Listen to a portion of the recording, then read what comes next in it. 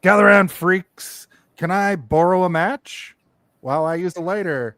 Better still, until they go wrong.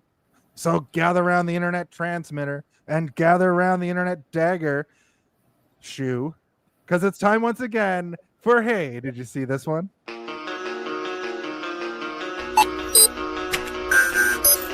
Hello, 007. You're about to embark on a high-stakes mission that could shake the foundations of pulp culture. Your objective, dive into a certain franchise with a sharp, action-packed analysis. Infiltrate the world of espionage and glitz, dissecting the cunning of your foes, the allure of your vehicles, and your iconic gadgets. Prepare to tackle sensitive topics that could spark heated debates. Everything from the ethics of MI6 to the subtext in Goldfinger. This mission captures the essence of danger and allure. Your findings may attract the attention from rival podcasters and covert organizations. Harness your charisma, stay cool under pressure, and create a podcast that leaves the listeners breathless. Good luck, 007, because this month, Hey Did You See This One invites you to the Big Book of British Bonds.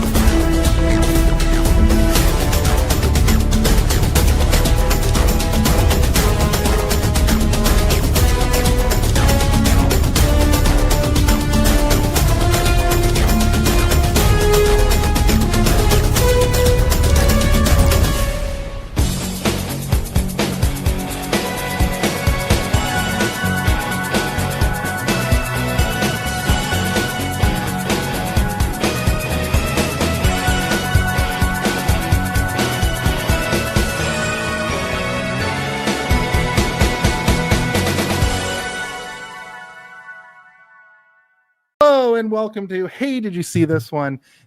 The weekly review, reaction, roundtable discussion podcast where we just have to ask, hey, did you see this one? On this show, we take a film and completely pull it apart, leaving no stone unturned. We are your co-hosts, Jason from Jason with Phillips. I'm joined as always by Stephen Boba Blackfly Waters. That is me. And I said it before in a way funnier way. Yeah, it was so funny. And it is episode 197, season 3, episode 48. If you're playing at home, we are opening the Big Book of British Bonds once again. We did this last year. We covered Connery, Timothy Dalton, George Lazenby, and Roger Moore, I believe. This, however, is George Laserbeam. Say it right. You also said that before. We're doing From Russia with Love. This is James Bond 2. Okay.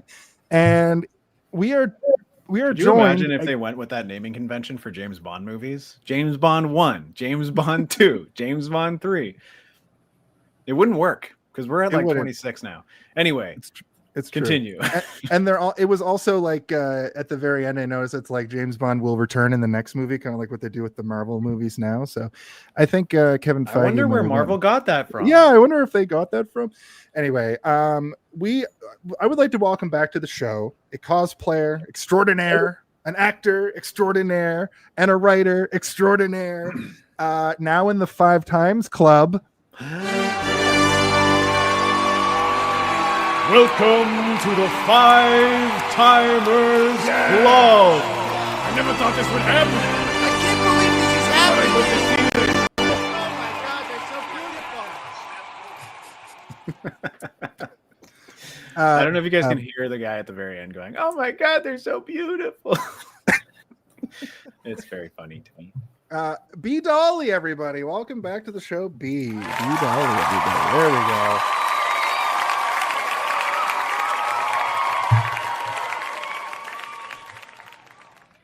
How does it feel to be part of the 5 Times Club?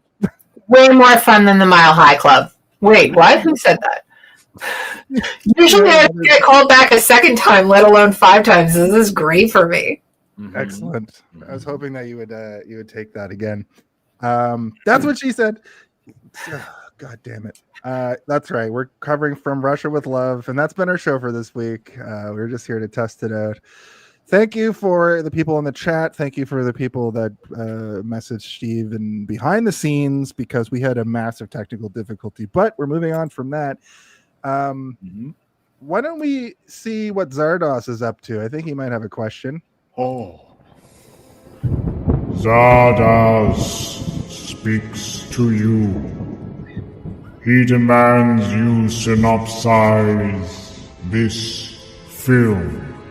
Tell him how, why, who, what occurs in this film. Right. It's time for a brief synopsis of From Russia with Love. Stephen, would you be willing to tell us what's up in this film this week? I mean, I can I can try. This movie has a lot going on, but it's also kind of hard to follow, especially when you're having a mental breakdown and trying to focus on a movie and can only think about all the stuff you have to do. But I'll try. So this movie is about it's sort of like a Russian Secret Service versus the British Secret Service across all of Europe and beyond. But the main crux of it is that they're trying to get this device that can decode secret transmissions between secret not societies, but secret agents, and it'll eventually prevent a new World War. Basically, it's like a device that'll decode secret transmissions, and James Bond needs to get this, and he is being thwarted by, once again, Spectre, who are trying to take revenge for the death of their claw-handed Dr. No by taking James Bond out while also getting this device. But it seems more like they're trying to kill James Bond than they are trying to get the device, but that's besides the point.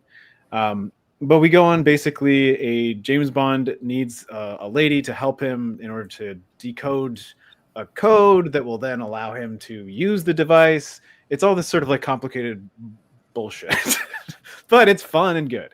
But a lot of it takes place on a train, which is kind of the best part. It's sort of like James Bond's take on the murder on the Orient Express. Like, people are getting murdered on this train and there's mystery going on. And they basically are changing hands with this device constantly throughout the movie. And they're being thwarted by like a chess master, basically. So Blofeld has hired a chess master who can think 20 moves ahead, and in basically any evil plan that he comes up with, he should be able to succeed. The one factor that he didn't take into consideration is that he'd be going up against James Bond, the one man that you cannot think 20 moves ahead for, because he doesn't think at all. He just acts. He never has a plan. Yeah, but they get the device, and that's kind of the movie, is just like the transportation of this device. That's true. I'd like to point out also that I'm pretty sure that Blofeld is just a question mark in the credits at this point. Like, yeah, it's not clear, but he has the cat, and it's But Blofeld, they didn't reveal his face. He's like Dr. Claw, basically, from Inspector Gadget in this movie. He's petting a cat the whole time. You don't see his face, and then in movies that come after this, you will eventually see all the different actors that play him. I'm pretty sure it was Max von Sydow in this movie, doing the voice, at least. Am I right? Am I right? Am I wrong? Let's take a look. What is his name even in the credits on Anthony Dawson? Oh, maybe it isn't him. Well, sounds like him. Yeah. I thought it was him because I believe he does play him at some point in a future film. I think in the one that we watched where he just like was fully in it, I think that's Max von Sydow, as I recall. Well, that's great. Thank you for that. It is actually time. No, that wasn't Max von Sydow. Sorry, I was like, what movie are you talking about? It's the Lazenby one. He's like a random. He's not a random, but it's not Max von Sydow. We haven't seen him yet in any of the movies that we've. Oh, is he just a character in the movie, like just one of his? Blofeld shows up in what's it called? On Her Majesty's Secret Service, but it's not Max von Sydow that plays him. It's a different actor. Right. But he's played by a different actor in pretty much every movie that he appears. Sort of like Felix Leiter changes and James Bond changes. So does Blofeld. Anyway, that's besides the point. That's yeah. That is the plot of the movie. That is a good synopsis. Why don't we talk about our brief histories and talk a little bit about our histories with James Bond if you have never seen this movie? How about Whoa, a brief history? It's almost a brief history. A brief history.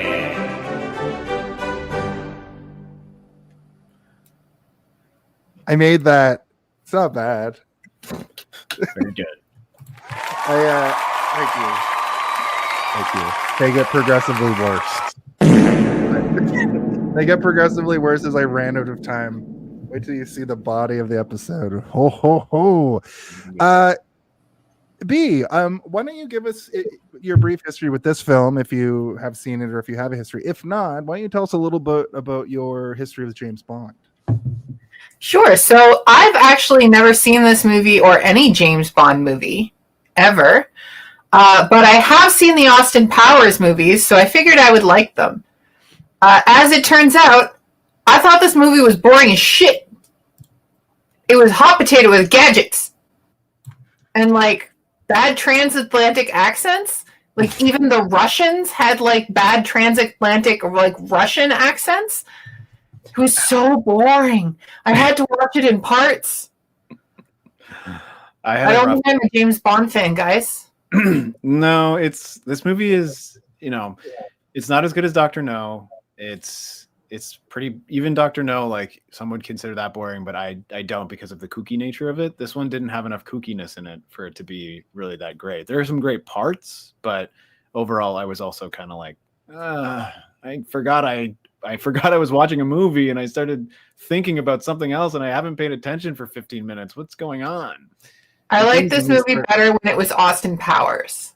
Yeah. There's a lot of Austin Powers in this one, yeah. It is very like this is what a James Bond movie is in the worst way possible. It feels like this one should have come way later in the series when he's much more established and like you're into it and you just want to see him, traveling around Europe. But god damn it, sometimes I was just like, this is the second one. When are we getting to the late 70s? I just finished the movie just wanting to slap Sean Connery the way Sean Connery wants to slap women. Yeah, like, he's terrible in this also. I figured I'd be able to sit through it because he's hot, but that didn't even save it. Fuck. Yeah, no, I think it doesn't have a lot of redeeming qualities for a James Bond movie. There's so many James Bond movies that are difficult to get through, but there are at least things that hold your attention. We did the Roger Moore one last year, and that movie is like so bananas and like it's borderline offensive the entire time, but at least there's this sort of cartoonishness to it that you can appreciate, and you're having a fun time along with the movie. And it doesn't necessarily feel like it is being horribly offensive, even though it kind of is. This movie, though, it's just like the cartoonishness isn't cartoonish enough. It feels like they're trying to go for it, but they're like, oh, we got to pull it back. It needs to be more realistic because people complained about the robot hands in the last movie, so we can't have something like that again. And it's like, no. That's what I liked about the first movie. I liked that the guy destroyed his own hands and had to make crazy robot claws. My thing for this one was dry. It made me dry. Oh, Jesus. Like my lady garden is now a fucking desert. What a tumbleweeds. Sean Connery. How do you follow up that? The first movie had like so much ridiculous stuff, like Steve said, but it also had that ridiculous tank with the fire scene, and I was like, this movie's boring, but it's going to be redeemed by some ridiculous piece of technology. And I think the most ridiculous thing in this, the most James Bondy thing, is the Roma camp. I don't know if we can say what they say in the movie. I don't think it's an outdated term. I think we all know what you're talking about. yeah, Roma. We'll stick with Roma. That's what I wrote in my notes. That whole sequence is cuckoo bananas James Bond nonsense. But the rest of it is just like, well, now we're on a train, and now I'm going to chop this guy, and now I'm going to go over here and talk to this guy about nonsense. It's very hard to follow because they're just using a lot of like weird technical terms for things and talking about different places, and it's just I don't know who's like, is this for people that like movies like The Hunt for Red October and just like technical military? I think they probably were like, we need to ground it a little bit more. We're going to take something that's legitimately scary to us at this day, in this day and age, which is, you know, the red threat of Russia. The scary Russians are going to come get you. And they have some goofy shit in it, but they also have too much dryness. Like you said, it's like, you're not really having fun. Even the gadgety stuff, like I know this is the second movie, so that they haven't really totally found their footing yet into what people like about James Bond movies. So this is them going in a different direction from the first one, and I think realizing like, oh, we need to go back to the kooky stuff because that's what people are into. Even though they have, you know, a faceless man petting a cat and kicking people with a shin blade or whatever, a poison blade in your shoe. But like, it's not enough. And, you know, I've seen this movie before, but as soon as I put it on, I'm like, have I? Why is he wearing so much makeup? Oh, it's a mask. Okay, got it. And like, I like that. I was like, oh, it's fun. It's somebody who was disguised. I get it. But then, you know, they set that kind of expectation and it just never meets it again. And they have sort of the classic sequences, but it's not in the direction that you want it to be. So like, you want to see James Bond go into a laboratory with a bunch of devices in it, and he gets to pick his gadgets and all that kind of stuff. You don't really get that, but you do get a weird training ground of these essentially like super soldiers, where this, you know, elderly woman is like, I need to pick the best. And she's like, I think she's supposed to be like the Frau von Bissena kind of thing. And she like punches a guy as hard as she can. And she's like, well, he's certainly tough enough. Like that kind of stuff. I like it. But like I said, there's not enough. There's not enough. The Bond villain in this is just a strong guy. Just a strong man who can take it. Just happened before. You know, not every James Bond movie has a guy who throws his hat or a guy with metal teeth or, you know, a zombie. But they should. Yeah. You asked who this movie was for? It was for data analysts named Robert who fucking collect toy trains. Oh my god! Whoa. So oddly specific. That's who liked this movie. Yeah, like the most boring guy you know probably jerks it to this movie. It's weird because like I went in being like, I definitely have seen this, and I know people like this one, and I think they even made a video game with this setting and everything, and like, so I'm like, it must be one of the best ones. And then I watched it and was like, oh my god, I'm having so much trouble. I watched it yesterday, fell asleep. And then I was trying to like do all my work today so that I could watch it before the show. And then I'm like, I can probably paint while I watch this. And so I like was painting and then also trying to pay attention, and I had to keep rewinding it. And I got the painting done. And then I was like, okay, focus. And then my phone just kept coming up. I'm like, oh no, this is bad. Yeah. It also one of my dark theories. Watch something. It just got published today. So I kept like, I got to check the comments. I need to check the comments. Do people love me or hate me? But yeah, my first time watching this, can't remember it because as I put it on, I was like, I don't know if I've seen this. And then the more I went into it, the more I'm like, I'm definitely have seen, there's like echoes of shadows of ghosts in my mind of this movie, but none of it stuck. And I guarantee you, like a year from now, I'm once again not going to remember a single thing. I'm even having trouble remembering what happened in it. And I watched it today. Yeah. My brain is like, no, get rid of that. We have other valuable information in here. You don't need this. I would have watched this on TBS with my grandmother when I was like 7, and I had the same thing, like all the shadows in my mind. But it has a lot of like Austin Powers clearly pulled a lot of little things from this James Bond setting, like that one character is this. I think you mentioned is basically the woman from the Austin Powers movies, Ralph Bissena. Yeah. Yes. See, and that's why when you asked me which James Bond movie I wanted to do, I picked this one because I knew that this was the one that Austin Powers had referenced the most. Yeah. So I was like, I'm going to go with the Austin Powers-iest one. Nope. You should You have should have went with picked one of the Goldeneye. or one of the Roger Moore ones, because the Roger Moore ones, at least, Yeah. they almost feel like Austin Powers movies a lot of the time, just the level of goofy stuff that goes on in them. This was just joyless. It was like if you got Austin Powers directed by Josh Trank. I can tell you right now, in the one we did, what was it called? The one where they're in like Louisiana and stuff, and New Orleans. It's like, I can't remember exactly what it's called, but there's a moment where there's a part where they exile him on a tiny little island inside of basically a swamp, and it's surrounded by alligators, and they throw a bunch of chicken in the water, so that all these alligators are like chomping, and they're coming for James Bond, and James Bond just runs across all their backs like a cartoon character, like like across the entire swamp. And I'm like, okay, this movie maybe rules. Like he also went full Bugs Bunny mode for a moment. That movie has Harlem in it, and you can't beat 70s Harlem in a fucking it turns into a blaxploitation movie for almost 2 full acts. Yeah, before he goes to Louisiana. Yeah, and it's good. It's very fun. This movie, on the other hand, not that great. So we're gonna get through it. my brief history is I don't remember, and I don't even remember watching it twice this week. Practically, Did you see how hard I was struggling to get through the synopsis? I was like, I think this happened. Does that happen? I don't remember. The Dakota, I think it's called and I'm pretty good at absorbing cinema, but not this time. So, I had to Wikipedia the whole movie plot because I kept zoning out. Do not feel shame, because I also had to do that. All right. So, I mean, I don't really have a lot to talk about, but let's go into the production talk anyway. All right. Quiet on set. Are we rolling? Okay, let's shoot this piece of shit. Sound. Speed. Action!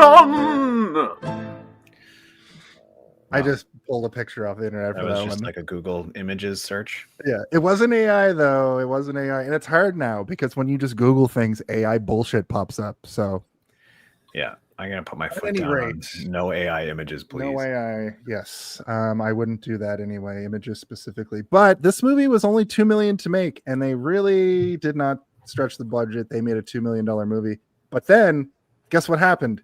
It made between $70 and $100 million because people are like, that fucking Sean Connery, and they set up the huge sequel. So obviously sequel. This movie felt like a $2 million movie because they really just would go to a room and then say a bunch of dialogue and then go to another room and then say a bunch more. Yeah, well, we also have to take into consideration that this movie was made in the early 60s. It's not, we have decades and decades and decades of like comparative notes from action movies and what James Bond movies have become since the inception, which is the second one. They have not really found their footing. But that being said, I would rather watch Chitty Chitty Bang Bang twice in a row, on a loop, than watch this again, because at least I would be having fun with the music. I was also trying to like keep notes of improvements in this movie from Dr. No. And like the main one that I had was like, oh, they're not just playing the James Bond theme song every time he does stuff, which is one of the biggest complaints of Dr. No, is like anytime he was doing anything, the Bond theme, like the guitar riff, would just be playing, and he'd be walking around a hotel making phone calls and looking at newspapers and stuff. And I'm like, oh my God, I never thought I would say this, but stop playing the James Bond theme in a James Bond movie, please. It looks visibly better. That's one thing I noticed immediately. There is a score through it, like you mentioned. It's the first appearance of like a song for the movie. It's the first appearance of a James Bond intro with the girls dancing and the things projected on them, which is, what's good. It was cool. And it really kind of is the first James Bond that has all of the elements that we know from James Bond. The first one felt like a prototype. It's a better movie because it's more fun, but this is like the quintessential like James Bond experience, and it's the first one. So I do give it its flowers for that, at least. And they stretched that budget, that I really want to talk about when we get to it, obviously, but that last stretch, that last action sequence stretch is so fucking good, like so awesome, that it kind of made up for all the dry, boring stuff. Like they really just there was explosions and chases and helicopters exploding and all kinds of cool stuff. Boats So on fire. Yeah, Okay, that's like saying the like one action sequence in the movie Doom makes up for the rest of the movie Doom. hey, You have that to sit through first-person shooter that much bullshit to get to the one cool sequence. The one cool sequence is not worth it.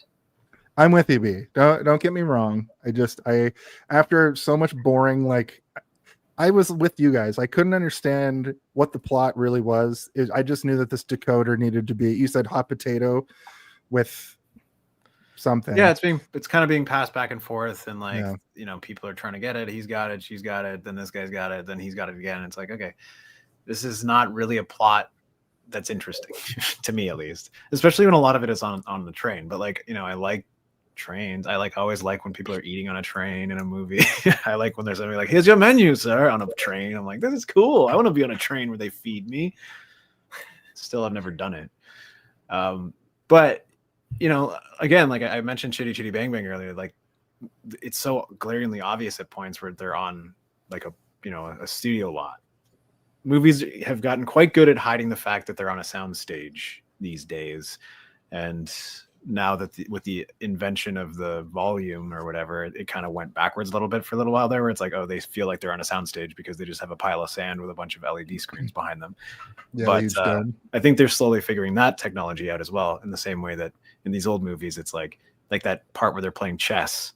It's like, this is so obviously a soundstage just based on where the camera is in the room and how large everything is. They just built this giant ass set from one angle and they had to film everything from the same angle or whatever. And it reminded me of Chitty Chitty Bang Bang. So I'm watching that, or like Wizard of Oz or something, where I'm like, this feels fanciful and not grounded and realistic in the way that this movie is trying to make itself feel. So to me, it's like adding this layer of fancy and whimsy that shouldn't be there, and that is not being supported by anything that's happening in the movie. So it's like, it's not making the scene better. If anything, the sets are almost removing the tension away from what's happening, because you're like looking around at everything. Like, remember when they're moving those giant fucking placards when they're playing chess so that everybody in the room can see? I have no idea if that's a real thing or not, but it just made it feel like I was in like watching Alice in Wonderland or something, or like Candyland. I'm like, what is this? Like, obviously they're playing chess. I understand that. And this guy is being summoned, so he's just going to win the game now. Like, that's how good he is at chess. He's just enjoying playing chess with this guy and toying with him.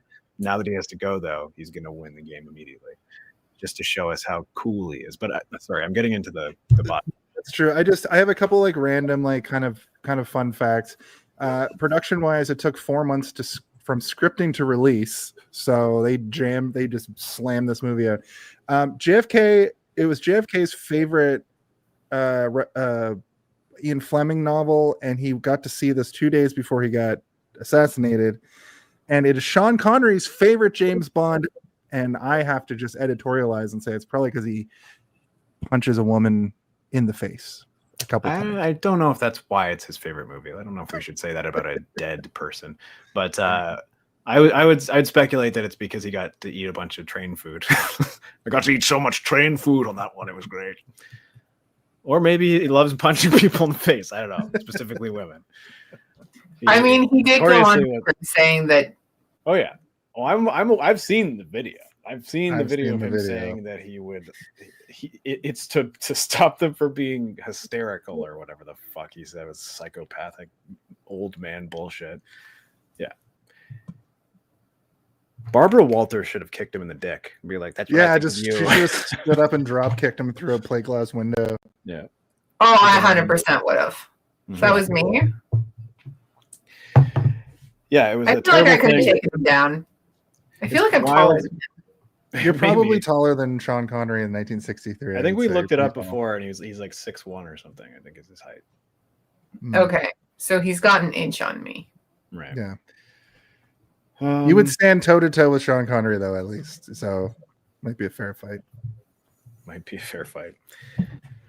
He's got all those gadgets, though. I don't have anything else left to say about the production, because movies that are this old, a lot of the production talk is unreliable and I Yeah. didn't have time to look into a lot of it. So. The only thing I wanted to mention is that I think it's interesting that like the first real gadget and the first appearance of Q is just an attaché case, because after this, surely it's got to get better, and they just wanted to get that one out of the way, right?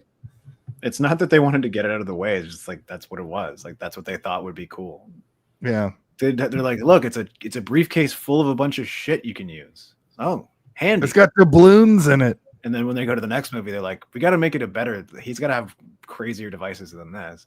But it like goes from the first movie was like the scanner for, was it radiation? I can't remember. Where he's scanning. He's like, bleep, bleep, bleep. He's got all those like weird devices to take readings. That was the technological sort of threshold that they hit. And then in this one, it's like you've got a briefcase that has a collapsible sniper rifle in it and a bunch of other stuff.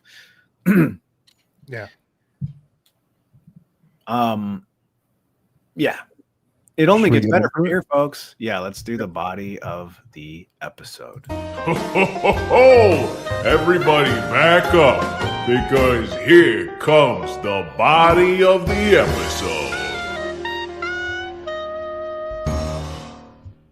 I was pretty proud of that one. I thought I did a good job with it.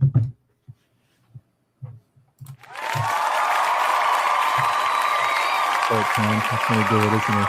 That's gonna do it, isn't it? Pervert. Oh man.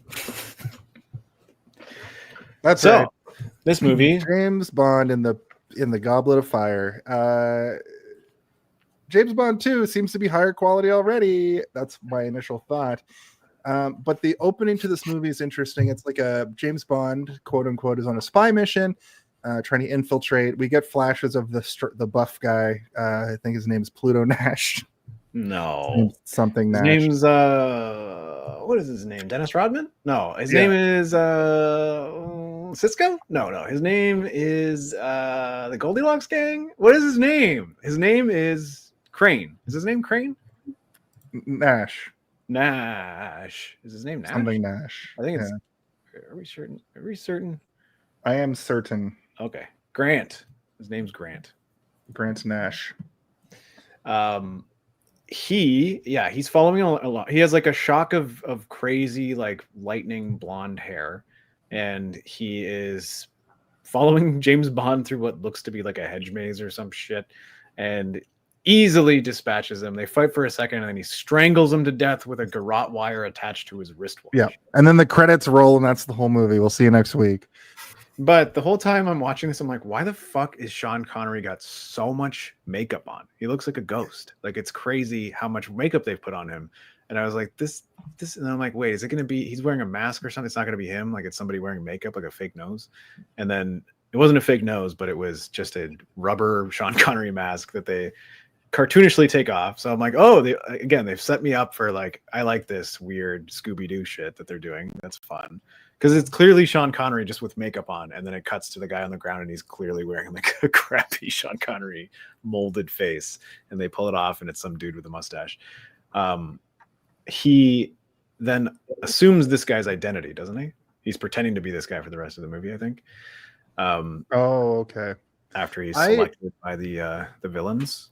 I immediately thought it was Felix Leiter. I was like, "Oh shit, they're subverting something here?" And I was like, because Felix Leiter kind of looks like he could be just like a blonde guy if he was played by a different actor, but no, that's not the case.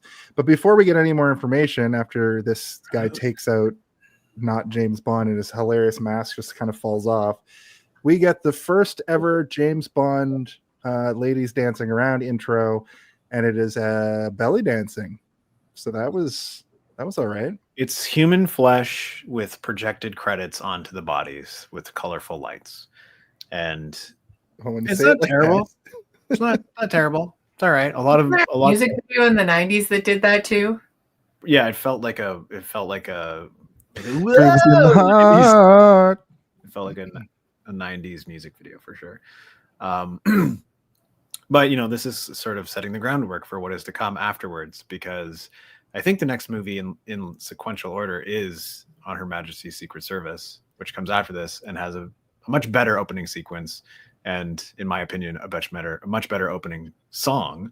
It's one of my favorites. What do you mean? The next movie is Gold Goldfinger. I almost said Goldmember. Is it Goldfinger? I can't remember. Well, Yeah. it's like okay. Well, I'm wrong. She was Goldmember. Goldmember is awesome. Every time B interjects, it's just gonna be like, I wish this was Austin Powers. That's just the tagline of this film. I wish it was Austin Powers. Right. There's actually a couple more before Majesties. But anyway, the point being is that this is setting the tone for the movies to come. That's all the Right. point that I was Yeah. trying to make. And they only Only get trying better. to correct you. The reason the tone beige. yeah. The reason Um, why I said it like that, Steven, is because I thought that maybe Goldfinger might have been like an out of time, like out of sequence story. No, that's I just I'm forgot. not trying to be like, oh, you're the wrong. order. Yeah. Anyway, the point I'm making is that this movie is setting the tone for the movies to come. And it does so successfully to the point that we still get those intros today. So clearly this movie did do something right, even though it did so much wrong, which was have scantily clad flesh in weird presentation. I don't know what my favorite ones are. I think that's something because I don't have a lot to say about this movie, so we might as well play the old "What's your favorite thing" in a James Bond game. So for me, I think on Her Majesty's Secret Service, GoldenEye and Skyfall are my three favorite opening songs and sequences. I think I'm gonna say Like the swimming one. the swimming one. I think that's GoldenEye, or the GoldenEye has swimming in it. There's like people like floating, Yeah. and they're all. And I think they used that a couple times, not necessarily yeah. the whole They're- focal point of it, but I think they have that. Also, the movie Spy Hard uses it. Remember the movie Spy Hard, the parody do. of Remember yeah, that Leslie Weird Al's Nielsen. head blows up? yeah. We should have done that. Also, movie. probably a better movie. Yeah, the movie is better than this. Yeah. I can't remember what the point that I was making was. Oh, I was just asking if you guys have a favorite one. Those are my three favorites, I think. I like GoldenEye or Goldfinger too. It's pretty good. The song is good, but I don't really remember what the intro video was. I really like. Whoa, I really like Diamonds. The song. That's what Diamonds happens when Forever. Jason thinks about naked ladies. Oh, I man. really like. Mr. Wembley. I really So- like Austin Powers, The Spy Who Shagged Me. Mhm. That one's he- good. Heather he's Graham dancing- kills it in that. When he's Also, dancing. I like the name Pussy Galore. I don't know what movie that's from. Pushy Galore, I believe, is from. I want to say Thunderball, but I might be wrong. I That might is be- that is a James Bond movie and not an Austin Powers one, right? Yes. Yeah. Yes. So Or is that from Octopussy? Pussy Galore is gold member, according to Sweetheart Pro Wrestling. Gold member? Goldfinger? Goldfinger. Gold. Oh, is it gold member? Oh my God! What is was it happening? Austin Powers? No, that's a lot Guys, of I don't know shit about James That's a lot. Bond. It's a Yeah, lot that's of a lot of vagina. vagina. A lot of vagina. A lot of I like Xenia Onatop from GoldenEye. Also, I don't know how we got into this. I was talking about intro sequences only, not not fucking favorite Bond woman. Because I have nothing to contribute to that. Oh, I see. what is happening? Oh my God! Everybody's losing their minds already. Okay, well, let's move on beyond that. I think the song at the beginning, it's not the actual From Russia with Love song that they're playing for some reason. They play it No. at the end, but it was fine. I Actually- don't really remember it too clearly. It doesn't stick out to me as anything too impressive or great.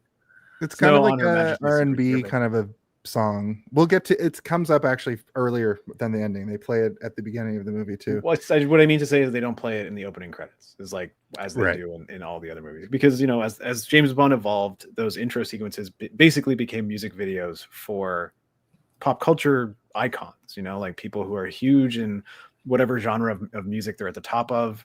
Those are the people that they would go to get the intro sequences, theme songs made. And people vie for it. Sometimes people will just make them and send them to the studios to be like, I made one. And they'll be like, we didn't ask you to do that, Neil Diamond. Johnny Cash, stop sending us your James Bond songs for not making one right now. James Bond. He's a Bond. Bond. He has a bond with his mother. It's a Bond, man. Anyway, let's move on to the body of the episode. Right. So the first thing after the belly dance intro is the chess game opening, which we kind of talked about. We're introduced to, I think he's called number 2, but he's also named Kronstein, which we'll find out later. He's a chess champion.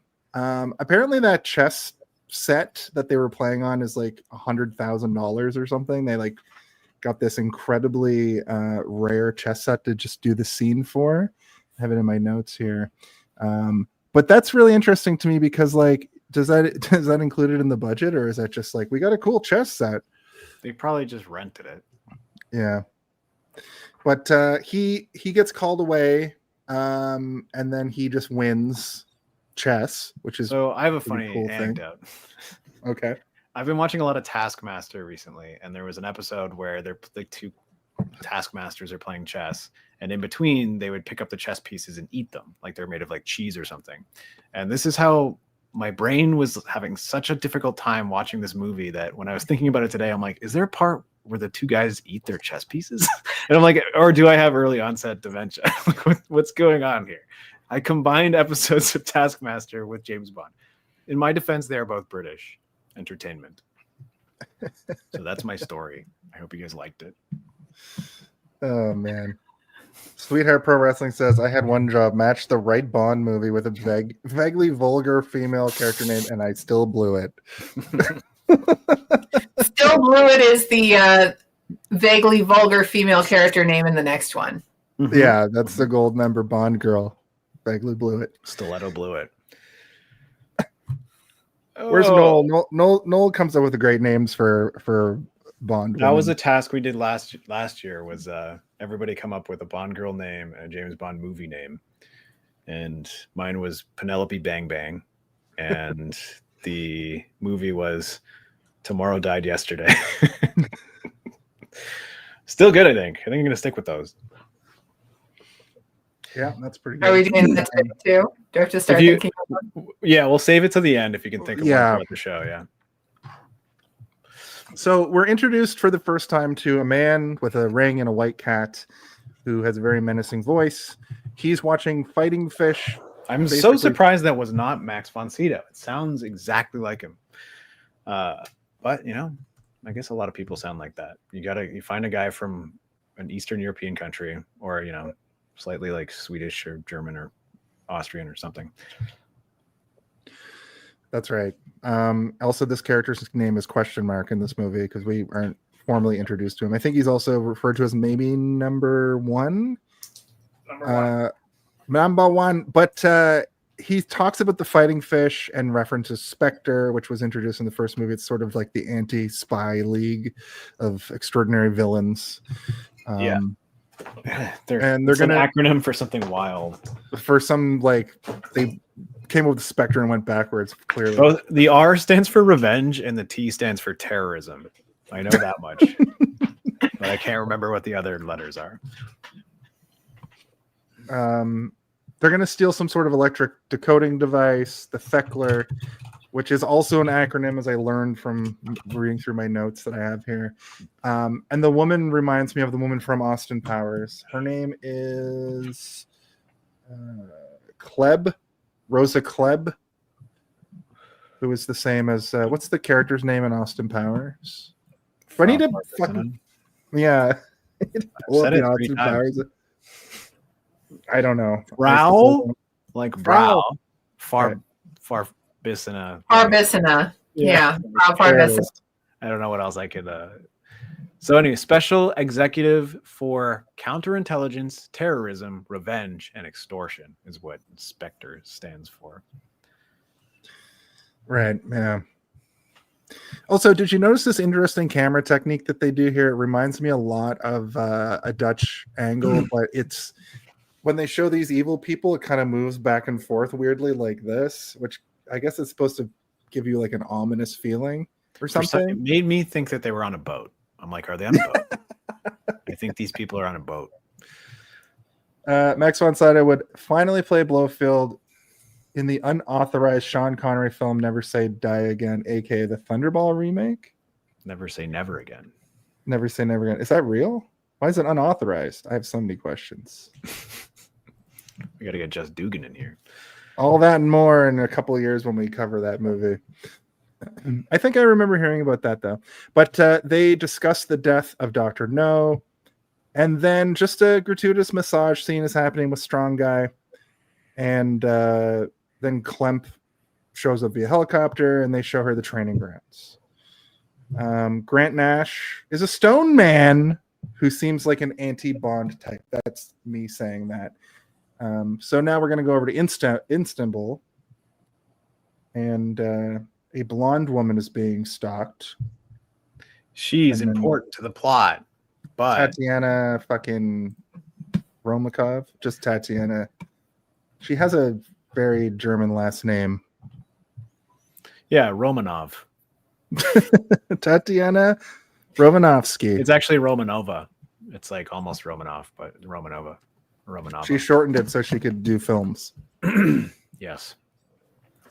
But she has to. She's being recruited by Kleb to assist in the plan, which is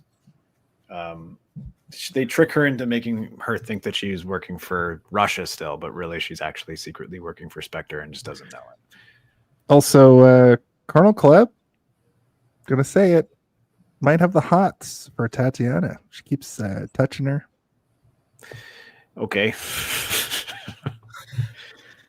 Could I be. mean, I didn't get that vibe, but I'm glad you were able to find some fan fiction in this for yourself.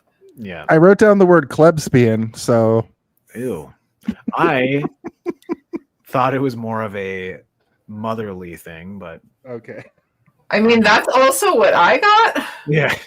Well, she was asking intimate questions, and she put her hand on her knee.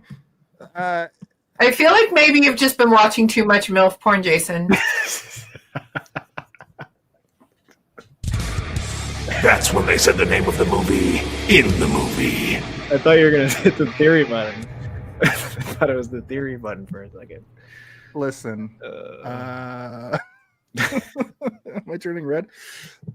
We get a title drop at 18 minutes. When it goes over to James Bond after this scene, we hear the From Russia with Love song on the little radio as he's kissing up on this woman. And then he gets a call from his mobile cell phone, which apparently he has in 1963. Car phone in 1963. Is that a Bond technology, or were you able to have a rotary phone in a car 65 years ago?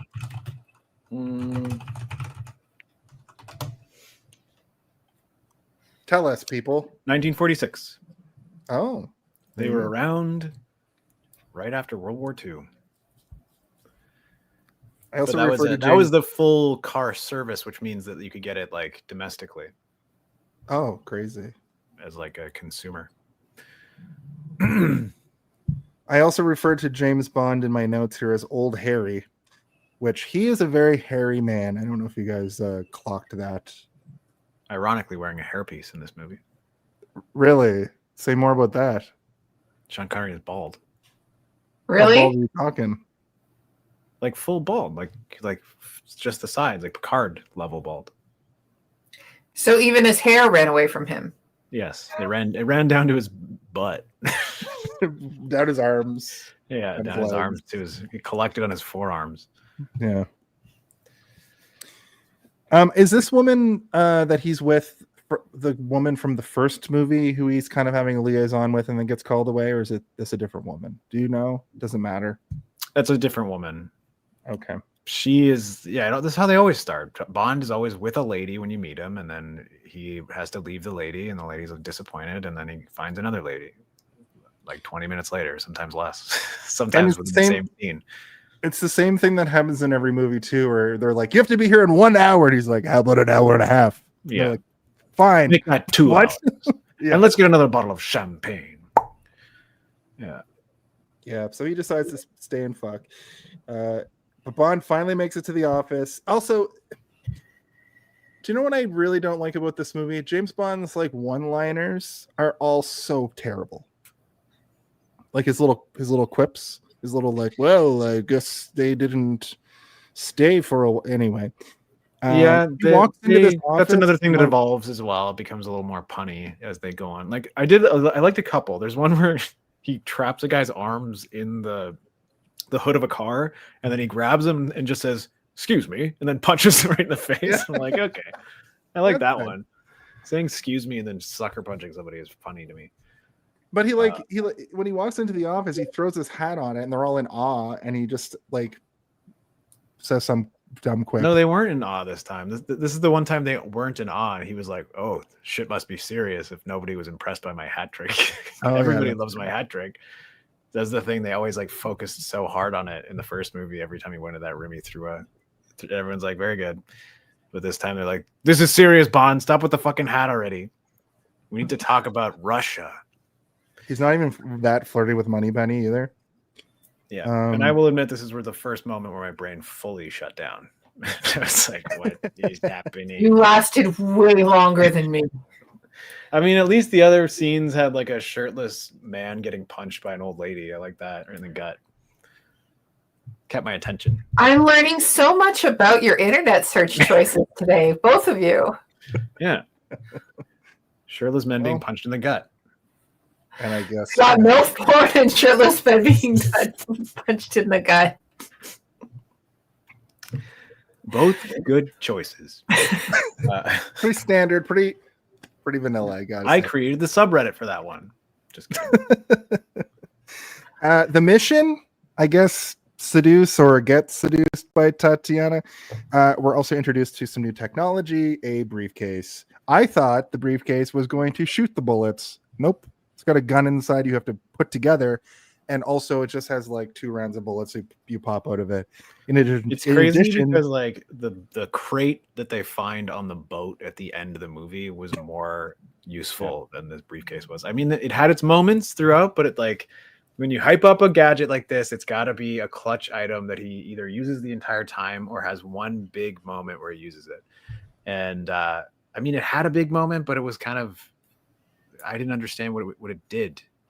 Like, he used everything except for the gun in one go. Like he used the doubloons, he used the talcum powder explosion thing, and the knife all in the crate all at once. Yeah. I mean, yeah, it's like an attaché case that has a bunch of gadgets in it, but the gadgets are just weapons. It's not like a laser or, like a tooth that you can spit out that explodes, like a TNT tooth. When are we going to see that in a James Bond movie? Some sort of like a thing you put over your, like a boxing glove that explodes would be cool. Yeah. He gets into a boxing match and he's got loaded boxing gloves, and then they're like, "You're disqualified." Mm-hmm. We get another title drop at 24:25. He writes "From Russia with Love" on a picture of Tatiana. And then in an airport. We got to fly around, and then he meets the guy, right? Yeah, is this when he meets the guy? He meets the driver, and he says the thing that I said in the intro, and then they're being stalked by the Bulgarians. Like all this stuff is like window dressing for like.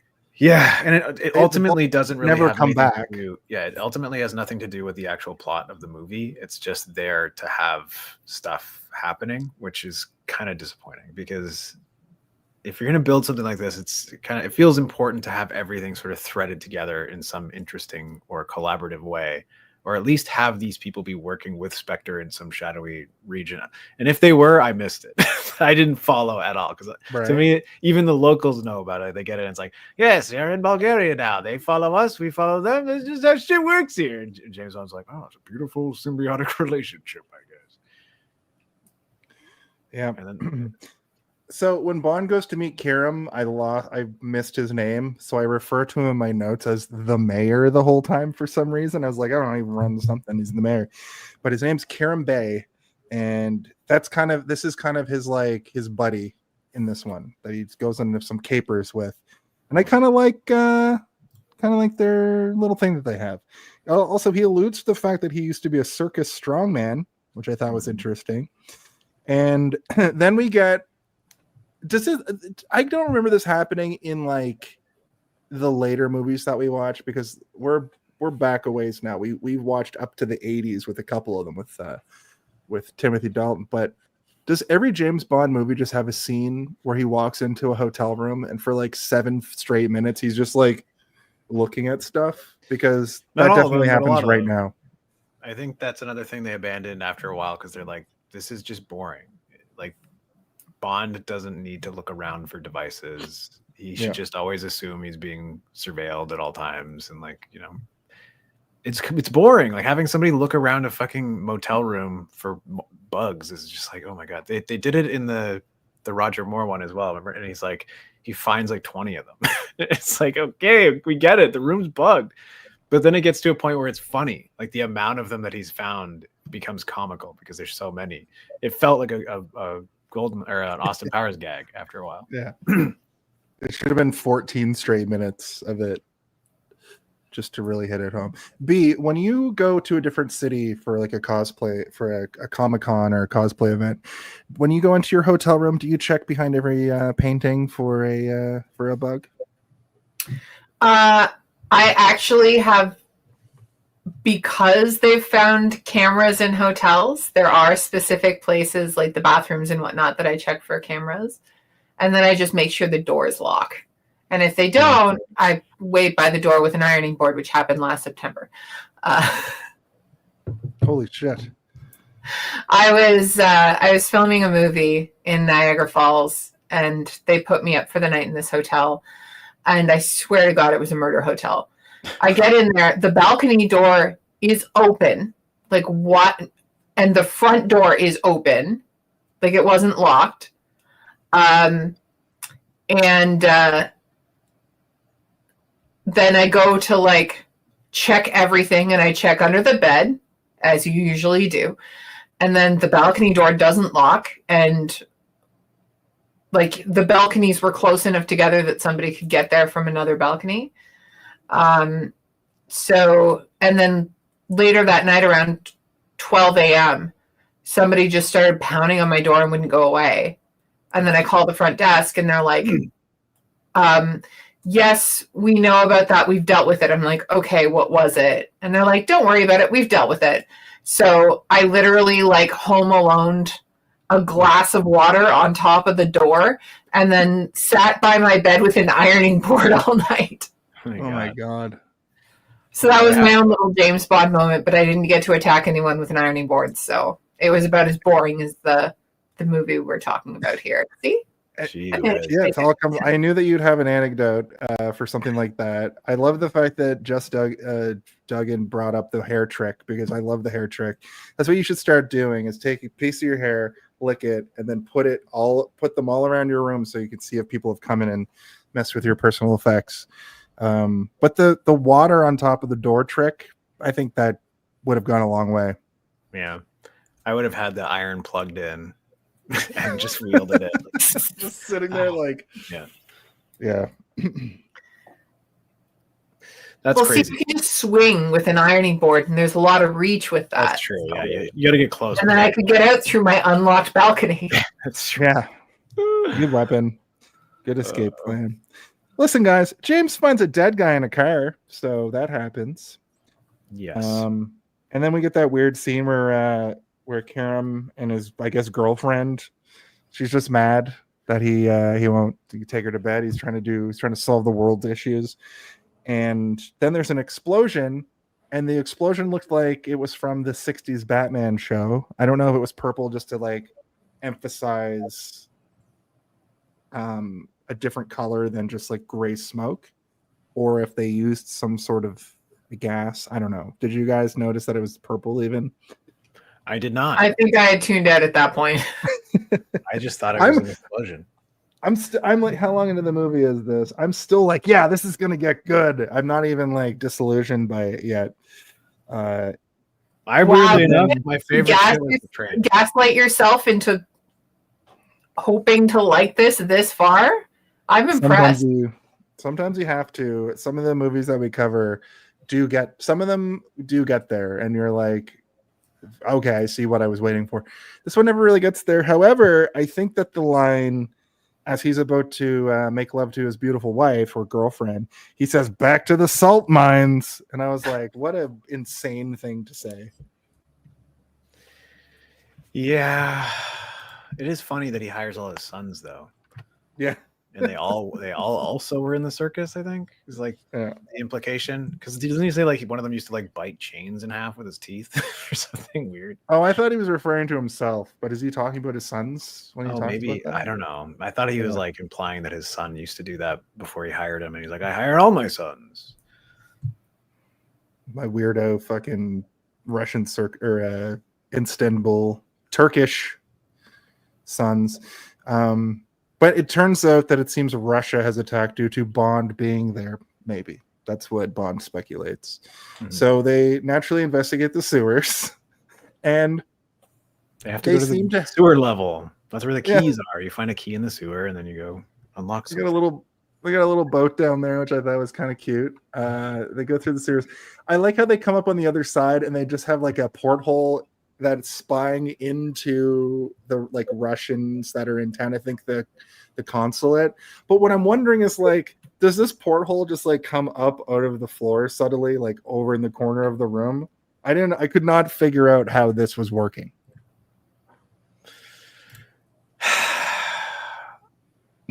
I don't know, man. I usually have the answer for you in these situations, but I don't. I don't have the answer this time, man. I like to imagine that it's just over in the corner. This thing just kind of goes. Well, then that's what it does. There you go. There we go. This part of the movie clearly inspired the video game remake. Also, like, what was that? Was that the one that was like James Bond double agent, where he's like a bad guy in it? What? Or is there from Russia There's with literally Love a game? there's a From Russia with Love game. I have played it. I don't remember a ton of it, but I think what they maybe the purpose of that game is like, let's take the most boring James Bond movie and just make it action packed and fun. It was the only one they would give him. Oh, it's a GameCube game. Yes, That's why I don't remember it. because you didn't have a GameCube. No, I did have a GameCube. I just didn't really. I thought James Bond was boring. Oh, Yeah, B's like, yep. Yes. I mean, you're talking to the right person. I think the only game that I had for GameCube was Donkey Konga. That's a great game. I remember playing like I skipped Wind Waker, but I did play like Twilight Princess, and Mirror Sunshine. mm-hmm. I was trying to have girlfriends at that time, so I wasn't really into video games during that Oh, era. you're so fucking cool. Said trying. I said trying. Just going to parties and blacking out. Oh, Really, that's the No. reality of it. Yeah, I was still quite young. I was scared of everything, so I would stay at home and play Wind Waker. Be like, bum, bum, tick, tick, bum, bum, bum, bing, bing. Conducting the wind with my baton. It's a very difficult thing to do. I've been trying to play it on the Switch, and it's hard. But yeah, they have the spy gear set up. They do a little spying. How does it look to you? Well, from this angle, things are shaping up nicely. I'd like to see her in the flesh. That's when Tatiana walks into the room, and I wrote, and he goes, yes. And I wrote, Jesus Christ.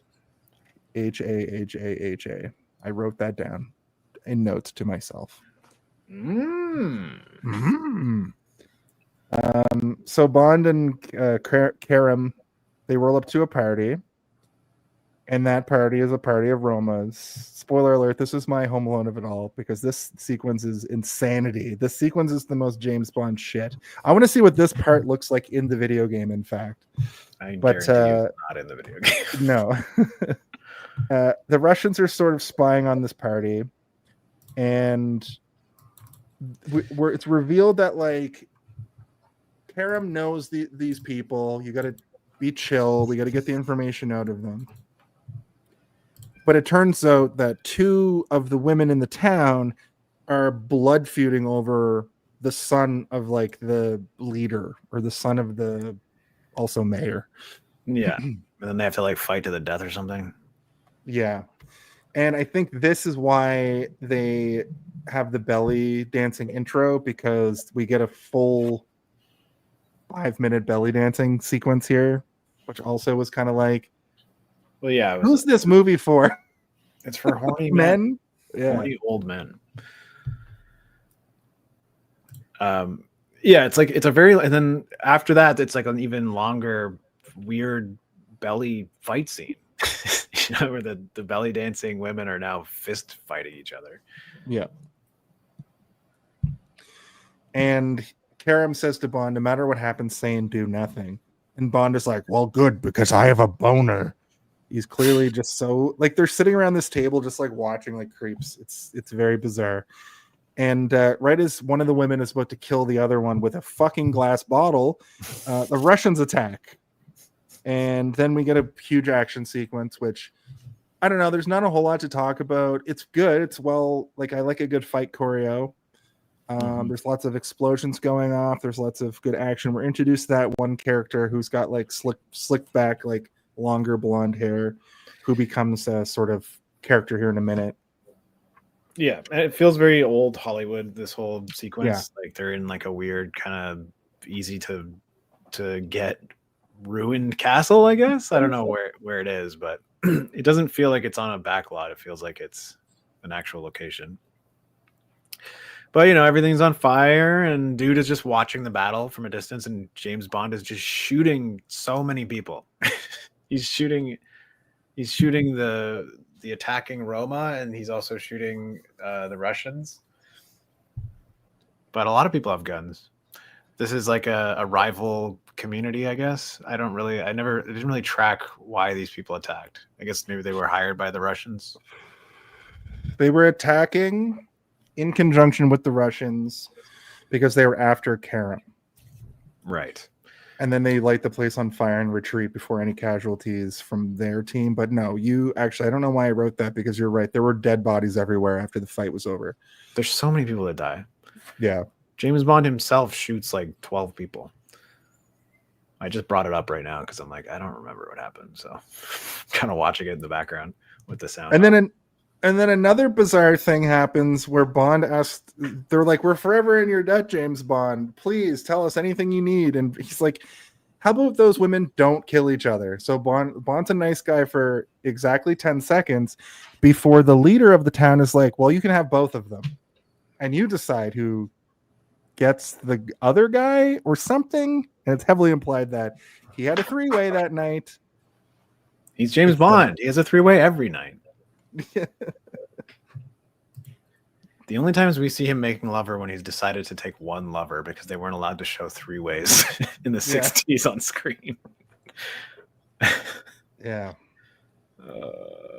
Oh, and the hits don't stop, because the next scene is them back in Istanbul, waiting for the guy to come out, and they have the sniper rifle set up, and there's the picture of the actress on the wall, like the movie poster. And they're like, she has a lovely mouth. What a weird thing to say. What a strange thing to say. But that was just because when the guy leaves, he comes out through the mouth, I think. But still, weird way to do that. Mm-hmm. I feel like I've been intermittently grimacing through this entire plot synopsis. Yeah, it's going to continue. We're going through. We're getting through, everybody. This is we're on track to not do 5-hour show. I'll tell you that much. Yeah. Then he leaves. Yep. With dude, it honestly is like almost an entirely pointless scene. Yeah, he comes out the mouth and they shoot him, and then Bond's dumb quip here is, "She should have kept her mouth shut," which is also like, James. Yeah, he probably says that a lot. Sean Connery and James Bond. I wrote "holy shit" after that.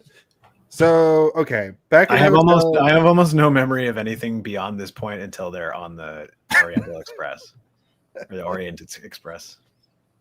Well, we're almost there. Back at the hotel, Tatiana has snuck in, and they kind of they kind of seduce each other moment. Bond tries to get information and form a plan, but she just wants to get right to it. Sex, I mean. And then a weird thing happens where it's revealed that it's a two-way mirror behind the bed. So guys just watched them all night, I think. Like the spies. on the other side of the wall were just like, well, Well, they film it. yeah, They film it as evidence later, as like blackmail, and they're gonna Evidence. they're gonna use it against the British government to be like, look, one of their top spies has been fucking around with Russian spies, and it's gonna be bad for business. That's why he throws it in the ocean at the end. oh, okay.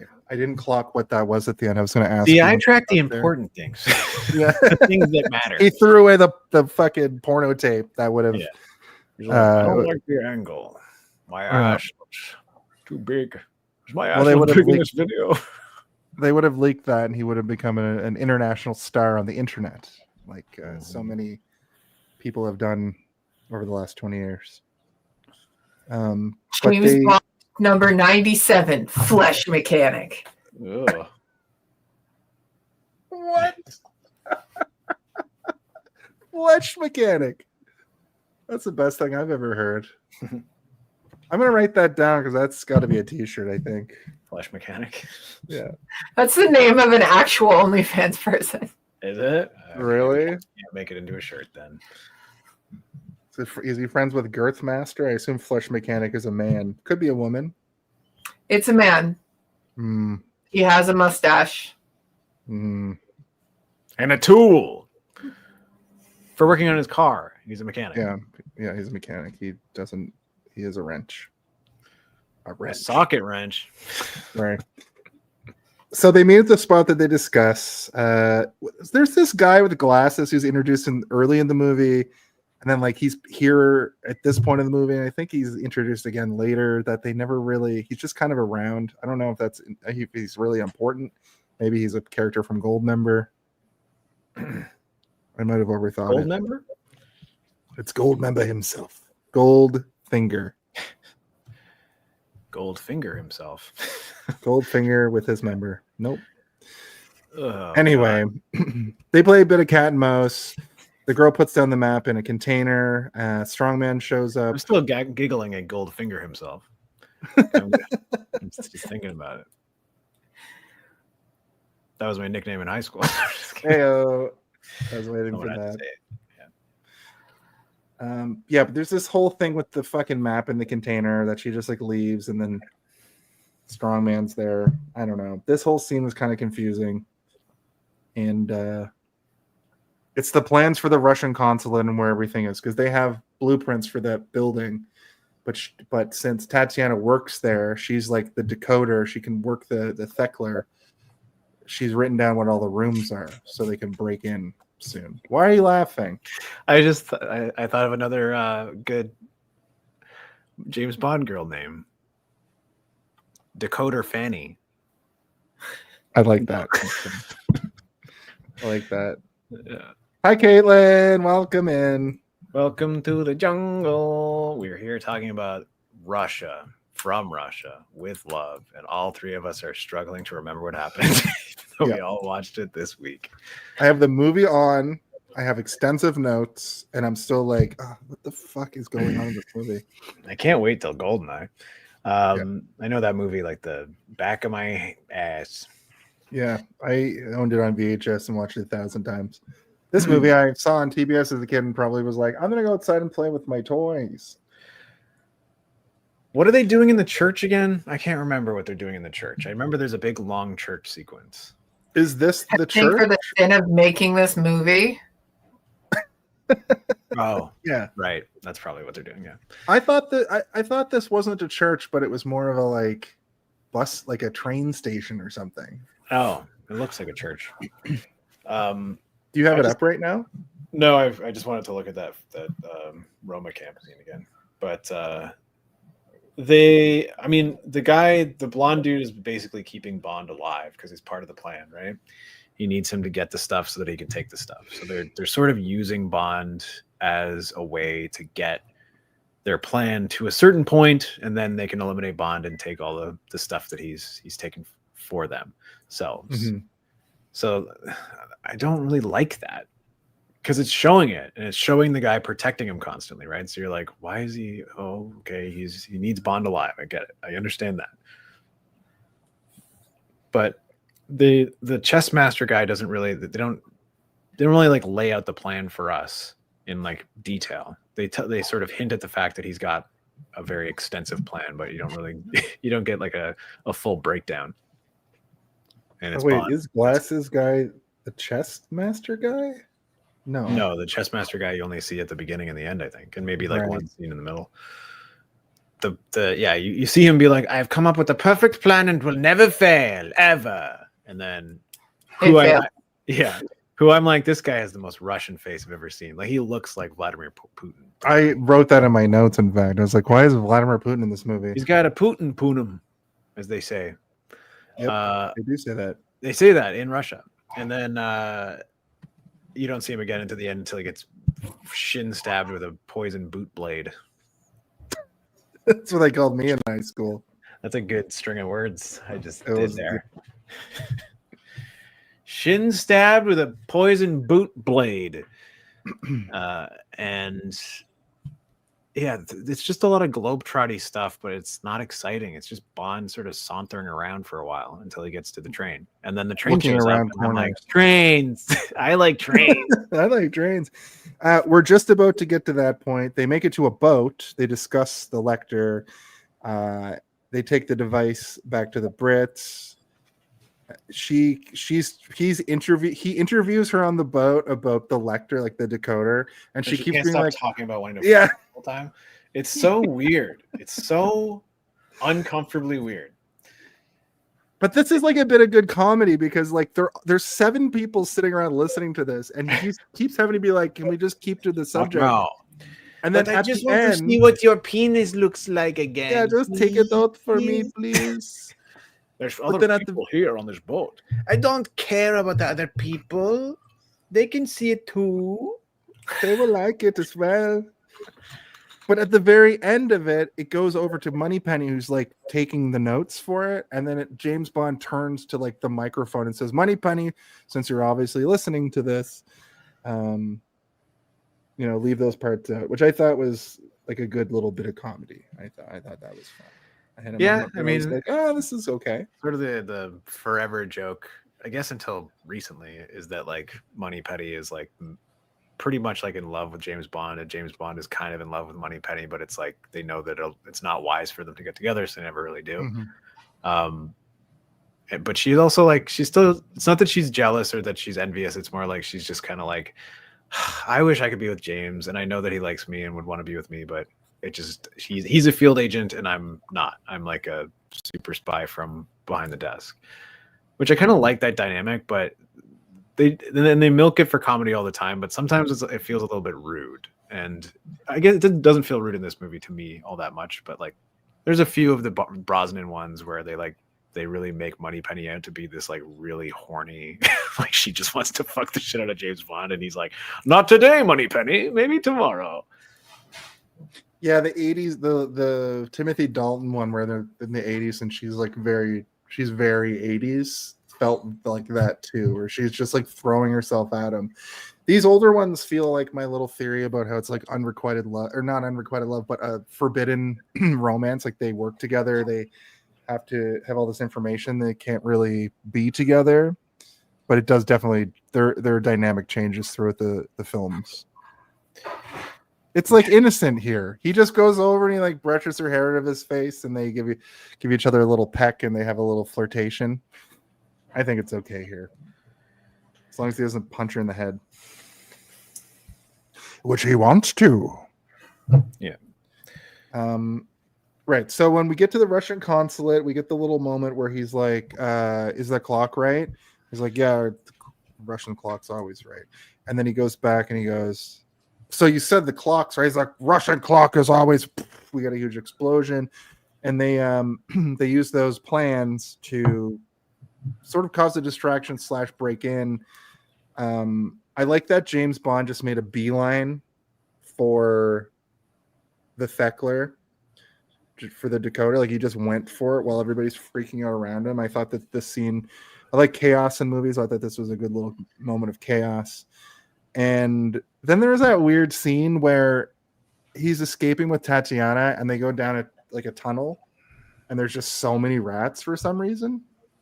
rats are scary, and also that's why James Bond, or that's why Indiana Jones' dad is scared of rats. Right. Oh, He's played by Sean Connery. Right. That's a good little. I don't if know if that was that's intended. why, but Yeah. I mean, it's funny that it's a thing. But I did notice that as well. I was like, oh yeah,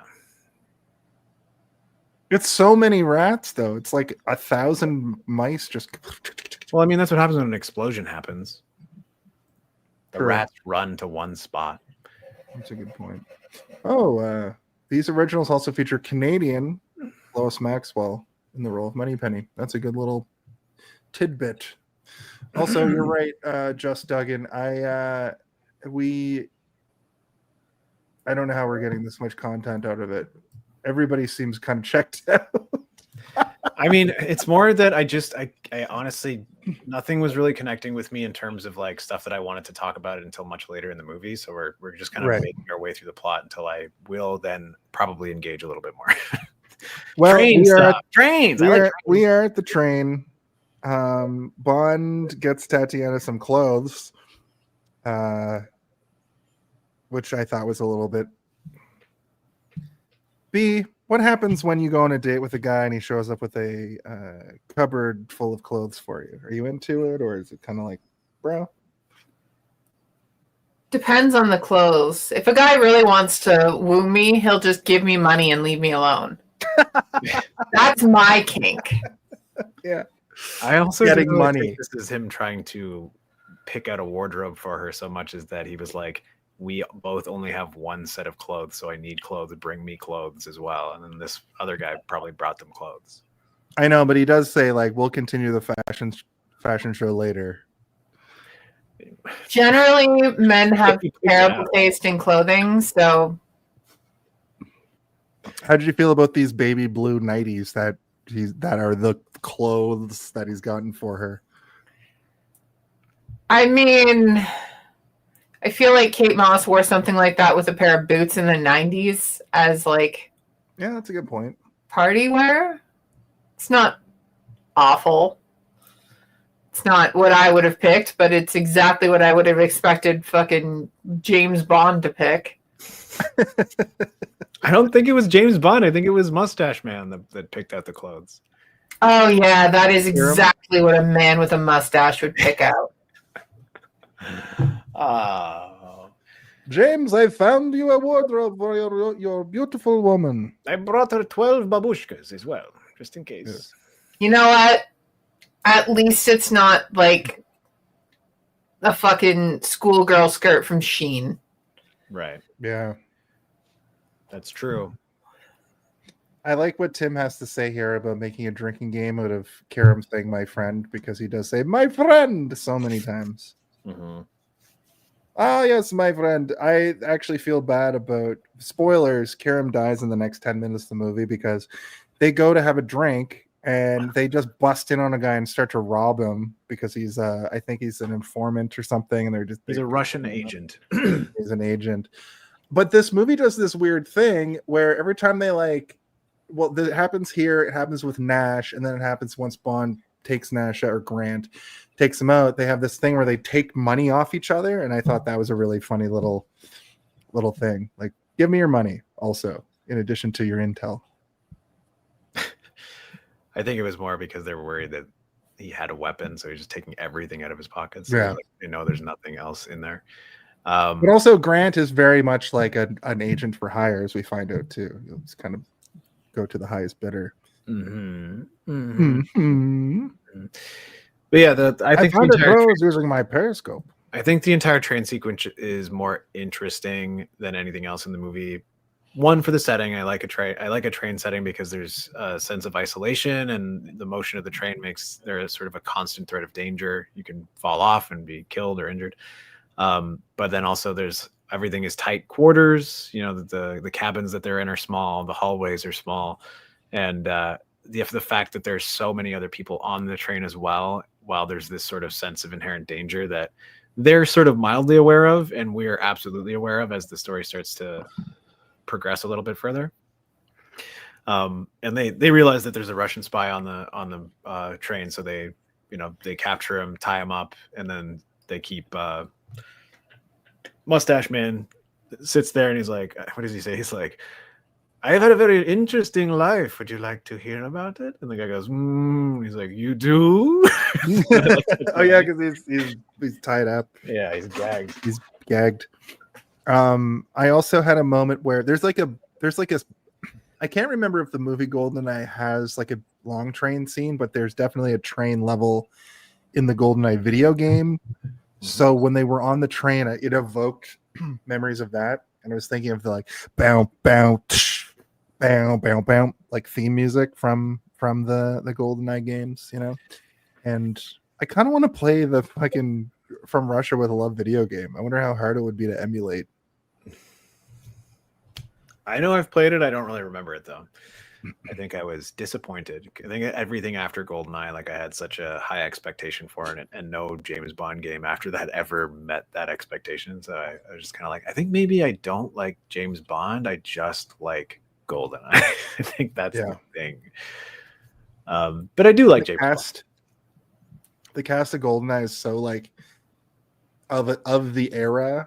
They would all go on to be such huge stars and different stuff through our whole lives after too. It's like it's so of the time, and I really am looking forward to talking about that. B, we owe you a movie. Your 5 Times Club is for like the worst James Bond. I wouldn't say the worst. It's a well-made film. It's fine. It's just a boring fucking slog. I made you guys watch Cool as Ice, so this is my retribution. This is the trade-off. I think Cool as Ice is a more fun movie. It's more engaging for sure. I didn't lose interest in this weird shit that was going on. Although eventually, I'm going to force you guys to watch Tammy and the T-Rex. I've seen. I want to watch Tammy and the. Yeah, I've seen most of that movie. It's fucking awesome. You can watch the whole movie in High on Life. In High on Life, yeah. It plays on the TV in the living room. You can just sit there. That's how I watched it, actually. But if you leave the house and come back, it restarts. So they have sex again. They're like, well, we have to go do stuff. It's almost 4:00. And then she's like, I don't want to. And then he's like, all right, maybe we can just fuck around for a bit. And then flash forward, and he's like, it's almost 6 p.m. We have to go get tea. It's tea time. And what are you talking about? Tea? What are you? She's like, well, they can bring it here. And he's like, no. We have to go have it with the people. That's how it works. But yeah, I mean, it's always implied boning in these movies, and it's always so weird, awkward, and uncomfortable. But yeah, I don't know how they can make sex so unsexy, but like, I get that Sean Connery is objectively kind of a shit, but he is an attractive person. But somehow, every time he kisses somebody, I just get the ick. Yeah, I feel like it would be like kissing like a really used baseball. like that would be the texture you'd be getting. Yeah, you can like in the image behind you. A well beaten in baseball. Like a baseball glove. You can see like those dimples are rough, buddy. I do like the chemistry once we see Grant and Bond talking. They do have a good chemistry together. Also, it's very sad when they go back to find Karam. He and the guy that they tied up have killed each other, seemingly. Yeah, give Grandpa Baseball a smooch. But yeah, I'm gonna write down Grandpa Baseball. They said that they killed each other, and it's like, are you stupid? Obviously, they didn't kill each other. That would be insane. But that's what everybody on the fucking blonde guy killed. Oh yes, good call. Good call. To that very moment, as they walk away to leave the guy in the room, you see that guy walk in down the hallway with fucking rubber gloves on, or leather gloves on. It's like he's gonna go kill them. They did a really interesting thing too. They subverted my expectations, at least, where Bond makes a huge show out of I'm gonna knock 3 times to come back in, and they show Grant go down the hallway, and you hear 3 knocks on the door, and you're like, oh well, he's gonna go in there and at least talk to Tatiana about the mission, or kill her at worst. But then Bond just walks in. I liked that as a good little edit. I like all the train shots. I like it when they show from outside the train and then from inside the train as well. Yep. I'm like, look at that steam engine. But they show a lot of the train, and it's like, that's not a passenger car. Like, those aren't passenger cars. Those are like cargo train cars. But they also keep cutting to dude's son or whatever. He's like tracking the train, right? Following them throughout. And then they break at one point on the train and get off, and he gives them more information, I guess. He's like, I can't remember what the fuck they talk about, but he's like, well, before "Sorry, your dad that, died." He gets the information, like him and Grant. Hold on a second here. So he finds them dead. Oh, then he goes back and fucking knocks. Oh God, he just punched her in the head again. He knocks Tatiana around and asks about her involvement with the situation, and she says she can't tell him anything, even if he kills her, and also she loves him. So, She says it like 1,000 times. yeah, And I love you. The thing is, like, James Bond does not give a fuck, which is like the kind of like the gross part about James Bond in this movie in particular, is that this woman is like very clearly actually in love with him, and because there's nothing to suggest that she's trying to woo him. She has this sort of like, it's kind of gross because it's like, it's almost sort of like this juvenile attitude it's unappealing to me. It makes me feel really uncomfortable, and like this man is just like having sex with this woman constantly, and she thinks that after this mission is done that they're going to go get married and have a family together. And it's like, if you could have a version of this where it's clear that she is also trying to play him, but like, they do it better in the more sort of evolved versions of James Bond movies, where women aren't basically treated like plot points or props for the movie. But even the first movie, the character, I can't remember what the character's name was, but she at least had agency, and she was interesting, and she had a physicality to her that was like cool. And like when they meet her, she's just like collecting shells on an island that everybody is forbidden to go to, but somehow she's like, I just sneak in all the time. Look, I got a big fucking sack of seashells, and like she's kind of cool. Whereas this woman is just sort of like, she seems helpless almost the entire time, and it's like disappointing. I'm like, this isn't a character. This is basically just like a cardboard cutout that he's walking around with the whole time. You stay here. Like, oh, she fell asleep.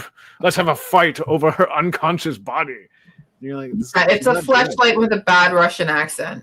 Yeah, it's not good. It's kind of annoying. Like it makes me dislike the movie even more, because like he has nothing to play off of. She is clearly like a competent actor, but like she's not really given anything to do except sit there and mumble dialogue.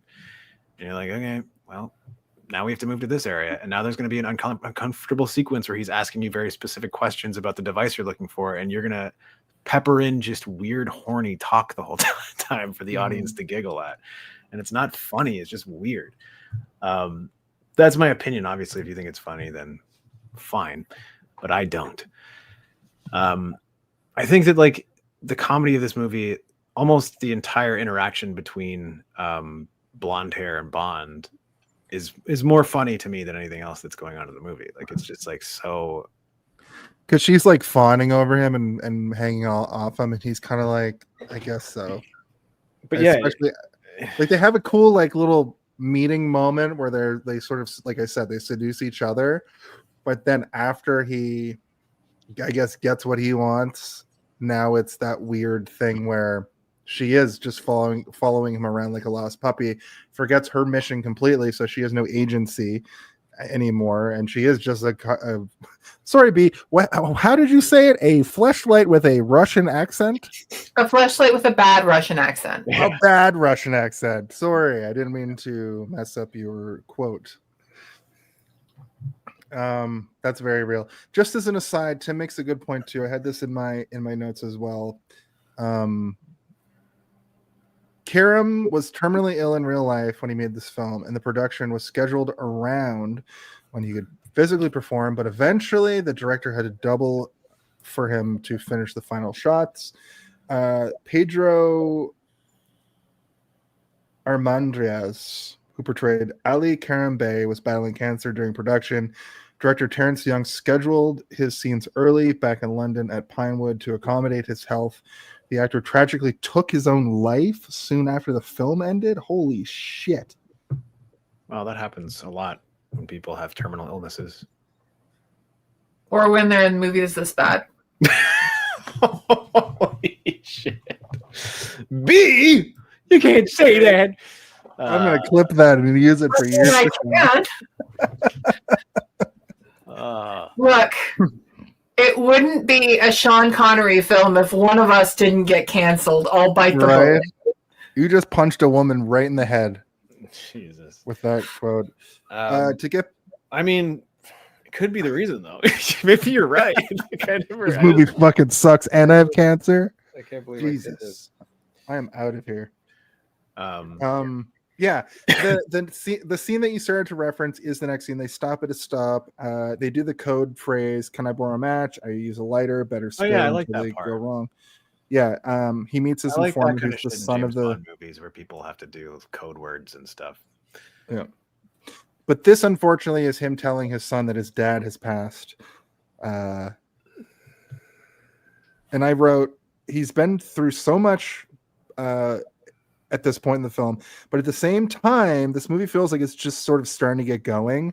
Did you guys have this? Did you notice that there's like a half hour left in this movie, and it kind of just started picking up a little bit?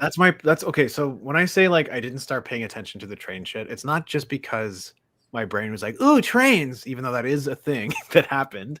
I also was like, everything that's happening on the train is more interesting than literally everything else that has happened. This movie's 2 hours long. Also, I just want to preface what you're saying with that. But also, half the movie almost is the train.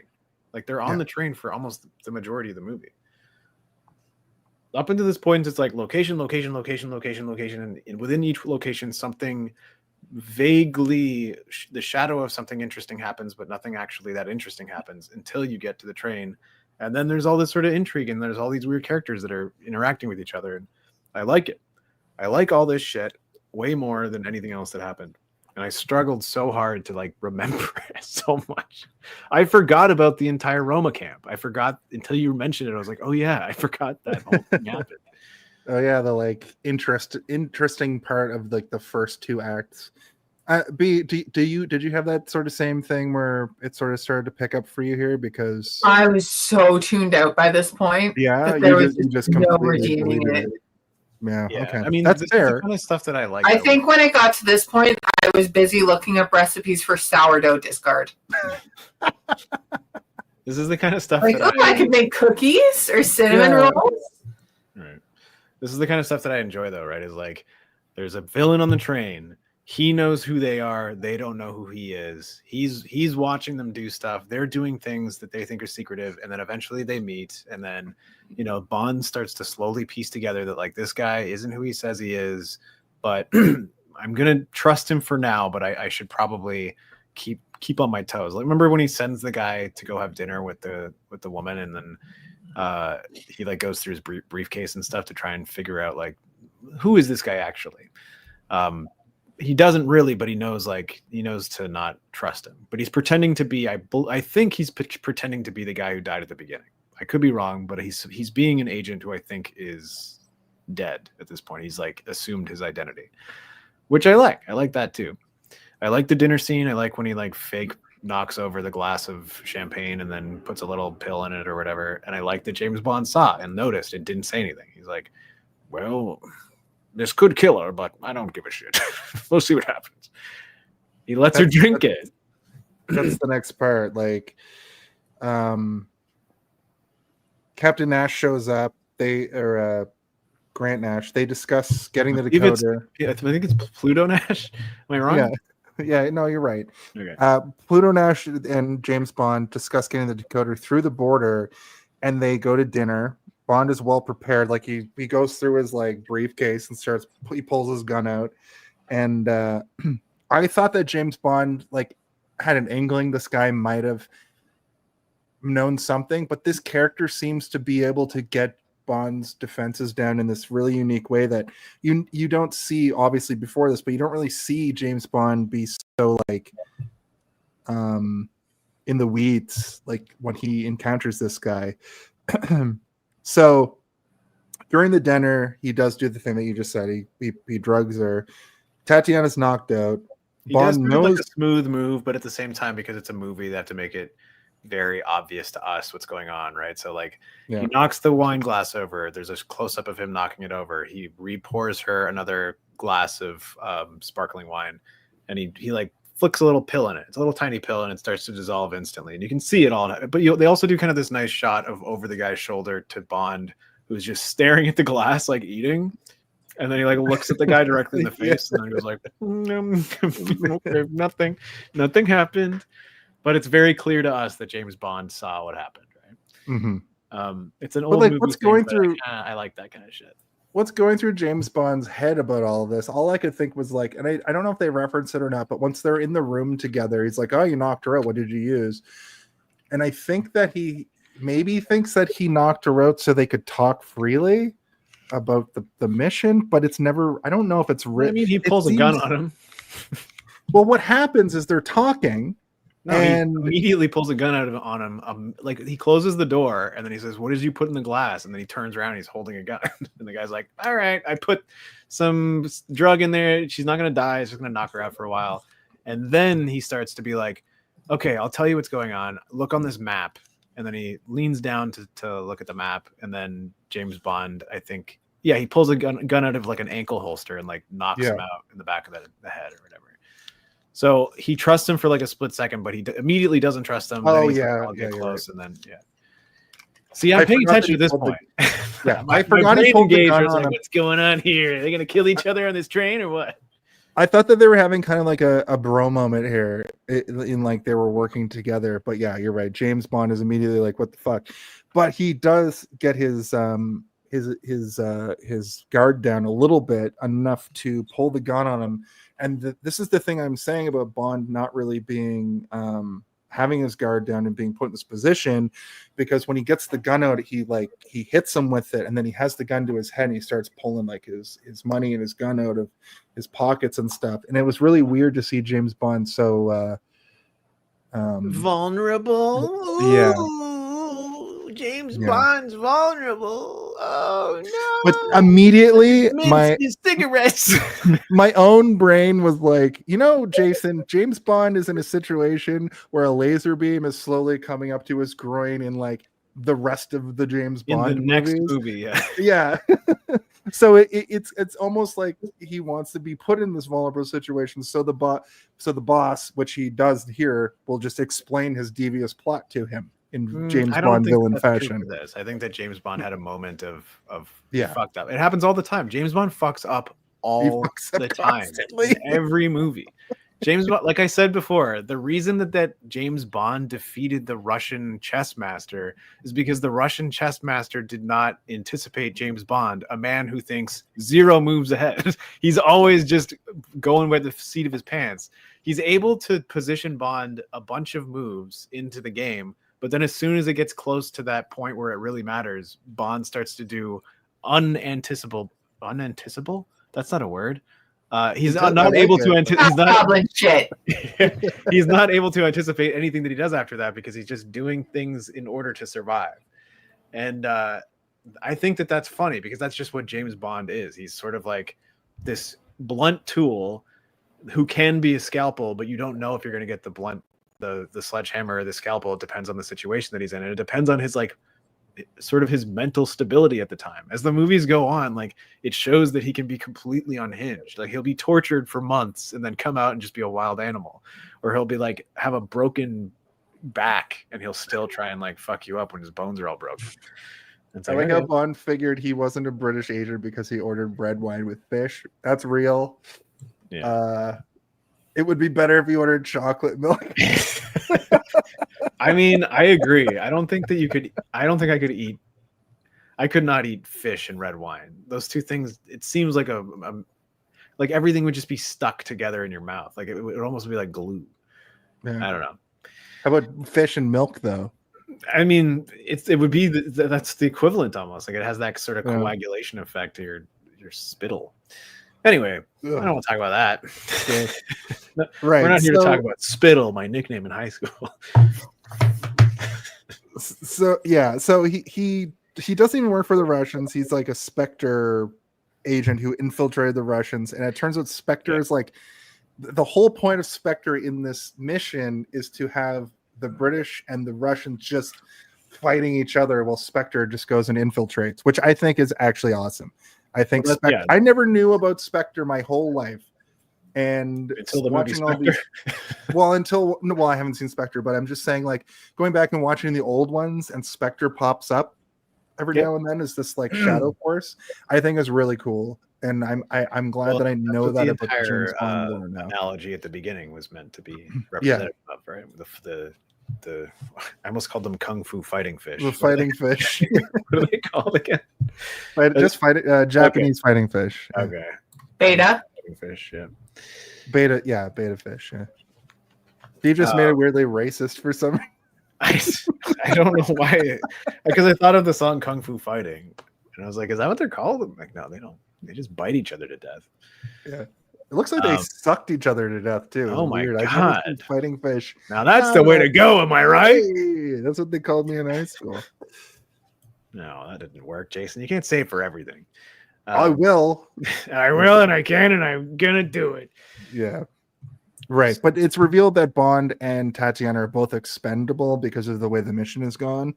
And they wanted this to happen. And Clamp Not is even also just Spectre. expendable, but they plan to kill them. It's like, Yeah. well, I have to kill you now. Like, you did everything perfectly to plan according to the chess man's plan, and now I have to kill you.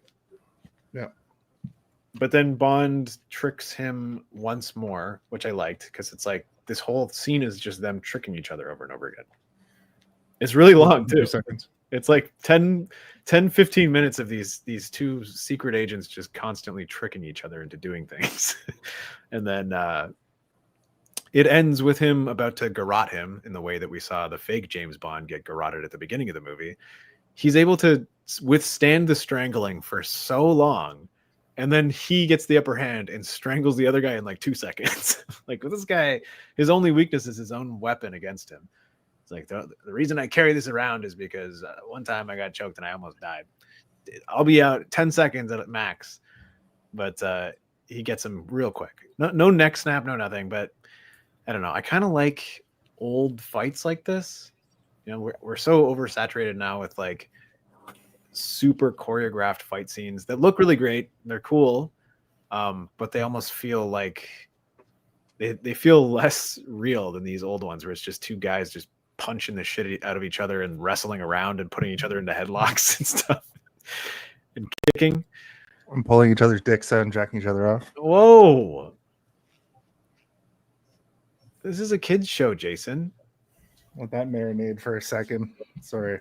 I just wanted to be included. I feel like you weren't listening to anything I said with that remark. No, I listened to you the whole thing. I was hearing you the whole time. I was talking about how James Bond stomps on him and like kicks him in the head and stuff, and it just feels like a real brawl that you would see outside of a bar. It does not feel like a John Wick or like even a more modern James Bond. I think that kind of lived on up until the Brosnan era, and then the Craig times is when it became like he's an ape basically. He's stronger than everybody. He can sucker punch a guy through a wall. I remember seeing Casino Royale for the first time when Daniel Craig just like bulldozes through drywall, like Kool-Aid Man's through a wall. Like, holy shit, that's crazy. How much more of this plot do we have left? We're like 10 minutes away from the end. Yeah, we're right about to be finished. There was little moments in this too that I thought were funny. Like Bond's like, "I'll pay you double," and he's like, "Yeah, you can pay me double if you kiss my foot," which I thought was funny. And Bond ends up using the explosive suitcase to make the distraction. They tussle, Steve described in great detail. And the briefcase was a huge focal point for this sequence where they used basically everything the briefcase could do all at once. He ends up using the knife inside of the briefcase. and he steals his money back right at the end of the scene. I thought that was great. He also uses his own garrote watch against him to kill him. Yeah. They used what was supposed to be Nash's escape route to get off the train. He tries to wake up Tatiana. She's all knocked out still. Then we get one of the best like chases in a movie I think I've ever seen, where he throws Tatiana into the back of a flour truck, and then he's driving all hilariously through like the hills, and while a helicopter is just like trying to drop grenades on them. It was a very video game moment. And I wrote, Jesus Christ, he shoots the passenger and the grenade falls into the helicopter and then it explodes. And then when the helicopter crashes, it explodes again. So maybe they were like, it had like a bunch of grenades. Listen, they spent $2 million on this thing. They're going to show a couple more explosions there, right? Yeah. Johnny Hollywood ain't shelling out millions for no explosions. I'll tell you that much. It's true. Also, for some reason, that pillow that she's using when she's sleeping looks like it would be extremely good. it's like rectangular and it has like a perfect head indent. I'm like, I want that pillow for me. Like something out of Star Trek or something, you know? Like, I love that that's what you took away from this film. I like that pillow. Nice pillow. I like that pillow. Also trains. Trains and pillows, my two favorite things. One day I'll get to go on a train that I can sleep on. I have a question for you guys. Mm-hmm. Why did James Bond have a captain's hat on through most of this final sequence? Because he found it on the boat. You just put it on. Well, okay. Listen, if you found the captain's hat, would you not put on the captain's hat? I would and put then on say, I'm the captain now. Yeah, I would say that. I am Captain Phillips after all. Oh my God.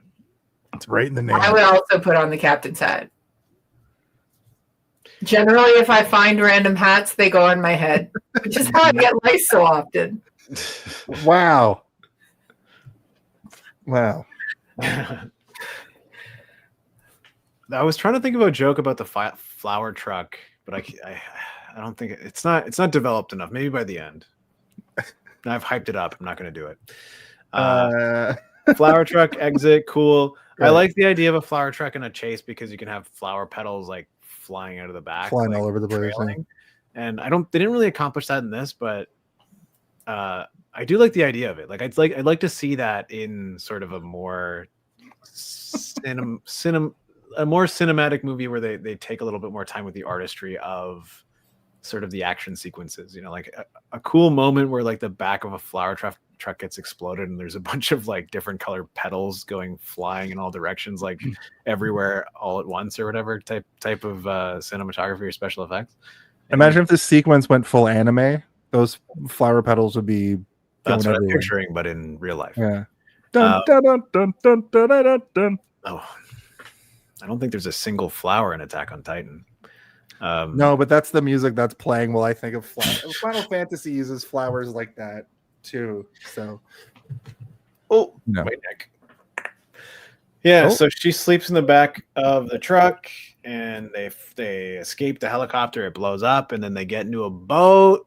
And... Well, they do cut over to the villains. That's where yes, my favorite part of the movie. Clamp threatens. Clamp's sweating profusely, and she kills the guy with her. Well, toe knife. No. She thinks she's gonna die, so that's why she's sweating. And then he calls in a big leather jacket wearing Igor-looking dude with a scar on his face.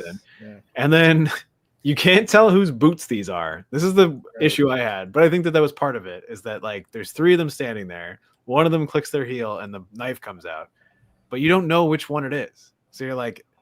You think maybe it's Clemp because she thinks she's going to die. She's going to defend herself. But then it turns out that Chessman is like, I did everything perfectly. It's your people that failed. The plan was airtight. Nothing wrong happened on my end. And then Blofeld is like, well, you know what happens when we fail. And he pets the cat. And then the guy kicks him, gives a little stab in his shin with his boot knife. His boot blade sticks into his leg. And then Blofeld says, I think, 12 seconds. Sooner or later, we should develop an antivenom or a venom that is quicker. He's basically like, we need a faster working poison, people. Get on it. 12 seconds is 10 seconds too long. which But- is great. It's also a piece of I'm not necessarily foreshadowing, but it's putting the smoking pistol into her lap for later. You see it here, and it's like, well, why isn't this being used against James Bond? Don't worry, folks. There's still 10 minutes left in the movie. You'll see that boot knife being used again. Oh, So- also the boot knife is the big guy. Yes, that's what I just fucking said. Right. Sorry, I was watching it because I was watching the movie instead of listening to you tell me what happens in the movie. I'm sorry. I apologize. It's okay. He kicks him, he dies, and then they're like, well, but you're not done yet, lady. And then we cut back to James Bond, and they go in the boat, they take the guy that was supposed to be the ride, and they throw him in the middle of the ocean, or it's like a lake, I guess. Hilarious. I also kind of felt bad for him because that guy was just the ride, but he works for Spectre, so he's probably murdered children or something to get to his. Yeah. He's Or at either- least doesn't bring his shopping cart back. Yeah. I have to return those flowers by noon. Yeah, so yeah, we get that sequence. The high-speed boat chase has a great sequence where I think what happens is they need to go faster, but there's a bunch of barrels. But then one gets shot, and Bond's like, "Oh!" So he starts throwing. them back. sort of liquid. And Tatiana goes, "Oh, well, we got all the barrels off, so we're gonna go faster." And he's like, "Just check this out, babe," and fucking shoots them. And then you get one of those classic Hollywood backlot. Well, this is what I said earlier, Water which is like, explosions, which this was crate. awesome. This crate that they find on the boat tells you everything you need to know about what's going to happen in this sequence. He's like, "What's in there?" And she's like, One flare, a flare gun, and a bunch of ammunition, and that's about it. And the captain's hat.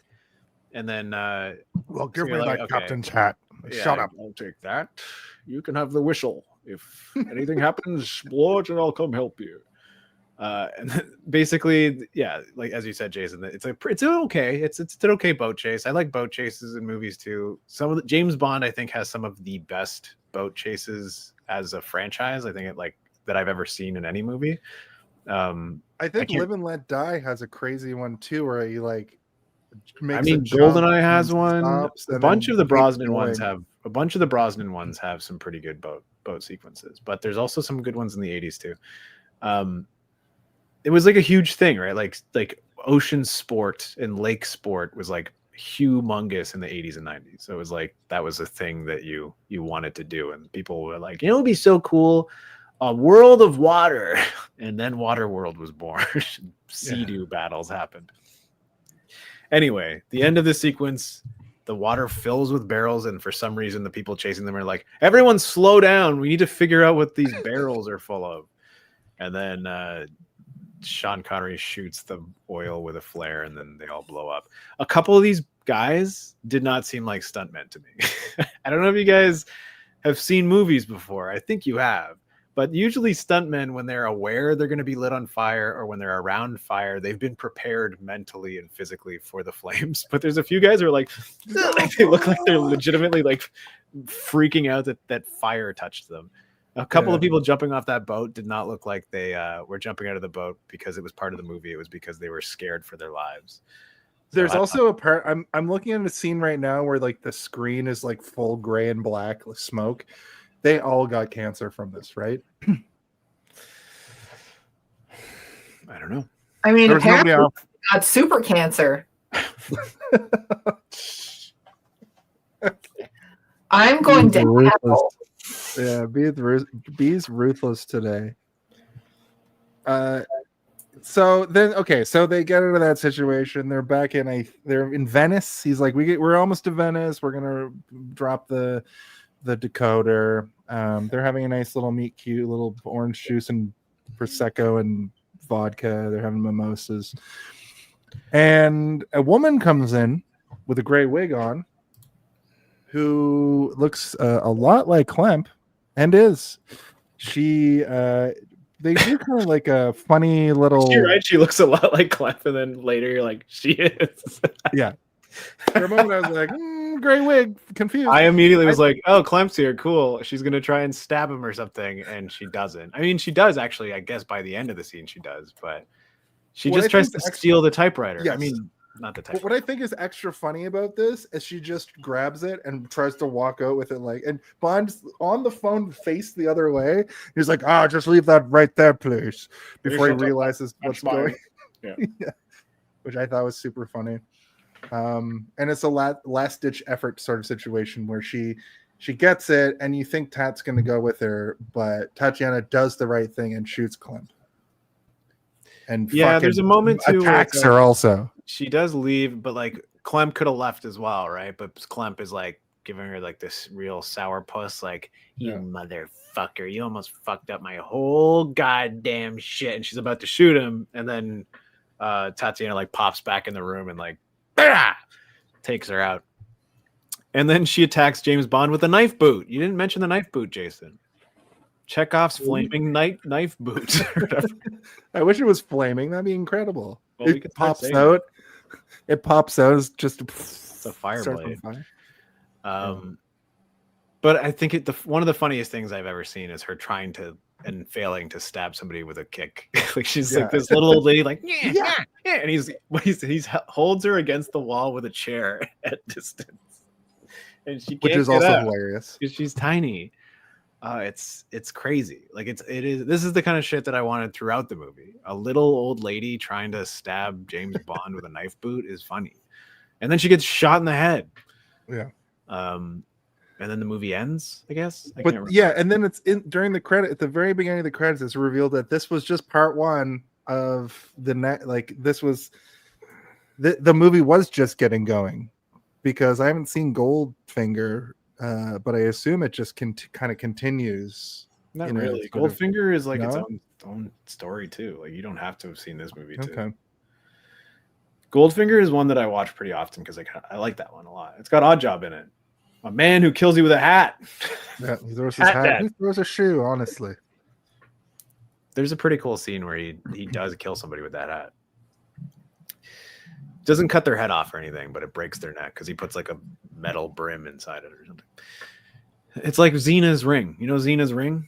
What's it called? A chakra? No. What's it called? The chakrams. the chakram. Yeah, The chakrams. Yeah. Yeah. And it's like I that. have but one somewhere. I figured that you have dressed up as Xena at some point. I have.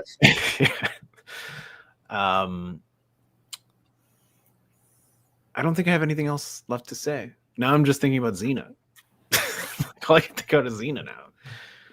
I wrote, they live happily ever after, I guess. Interesting. It says the end. Then it says not quite the end. Then it says Bond will return in Goldfinger, just like Marvel movies do now. And then I made a note that the bad guy's name is just question mark. So that is the end of the movie. I don't even Should- think Blofeld is in Goldfinger. Well, it's the guy that turns everybody to gold, isn't it? Yeah, Goldfinger. Goldfinger himself. Old Goldfinger. Oldfinger. Old finger.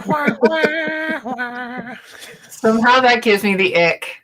Yeah, it's gross. It's I bad. thought I couldn't get any drier after watching this movie, but there we go. B's never gonna When I cough, I can feel dust balls. dust Dust ball. Balls was my nickname in high school. Over here. Oh, the fucking guy. Well, should we go into the Home Alone of it all and just fucking see what's up with that? Yeah. Let's do it. Ooh-wee. What's up with If that? you had to pick one, Well, what do you think but the Home when Alone of it is all? the Home Alone of it all? Can someone please tell me when the Home Alone? I of it really all gotta happens? know. When is the Home Alone of What it all? is the Home Alone of it all? Now that's the Home Alone of it all.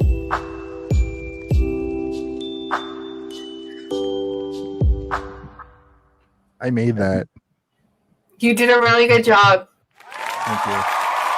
I would watch that for 2 hours before I watch James Bond again. I mean, Home Alone is a movie that I could easily just watch over and over and over again. It's so Yeah. Um, Well, so okay, B, you've been here before. You're in the 5 times club now. You're in the big leagues. This segment is the Home Alone of it all, which is the idea that in the movie Home Alone, there's a sequence where Kevin McAllister sets up the traps for the robbers. That's sort of what you're there to see. We posit that I think every movie kind of has the like setup and then the payoff moment where you watch through what you're there to see. So we want that from you. But in addition to that, we'd like your final thoughts and your rating. So the floor is yours. Please let us know. All right, so the Home Alone of it all was the frickin' sharks with frickin' laser beams on their heads. Okay, yeah, that's true. Very good. Oh wait, that wasn't in this movie. That was in Austin Powers. The fembots with the machine guns and their jubblies. Mm-hmm. Yep, That also was from also Austin Powers. Oh shit. I guess the boot knife. Boot Let's knife. go with the boot knife. Was there a boot knife in any Austin Powers movies? I feel like maybe there was at one point. I think there should have been. If there who's was. who's got a knife in their boot, baby? Yeah. My rating is 0 Swedish-made penis enlarger pumps out of 5. Out of And my final thoughts were, I hated this movie. Okay. Well, Sorry, guys. it's okay. It's fine. I didn't particularly like it that much either. Well.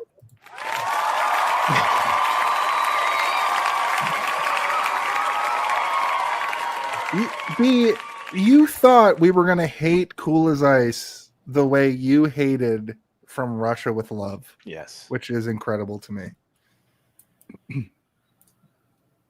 I mean, at least Cool as Ice is like fun bad.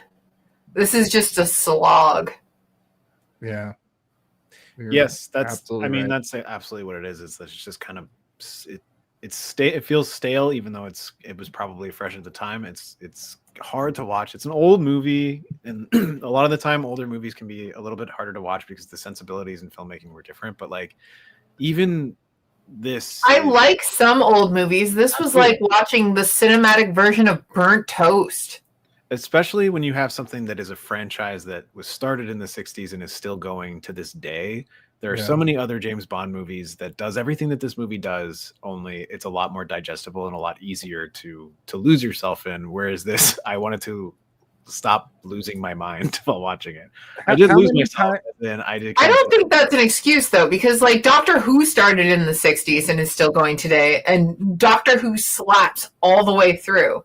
There are definitely doctors that are better than others, but I mean, even talking about Doctors, Doctor No, the movie that came before this, is easily much more enjoyable than this movie and way less boring. Everything that's happening is kooky and fun. The locations are more interesting. You get to see Sean Connery in a Speedo. People are like dying in interesting ways. There's a guy with robot hands. Like somebody like goes into a giant room, an empty room, and there's just a disembodied voice being like, on the table, there's a tarantula. Take that tarantula and kill James Bond with it. So it's like, there's like weird stuff that's happening in that movie that doesn't happen in this movie. I mean, like the equivalent, I guess, is the Dr. Claw stuff, which is now still aped on to this day. But like, even in this, you're like, oh, even this thing that they started has been done way better in so many things beyond it. This movie hit so hard it made 156 times its budget. Like, what what were people watching that made them go? That's because James Bond was a thing. They were like a new James Bond, and there was probably one other movie that came out that year. You know? Yeah.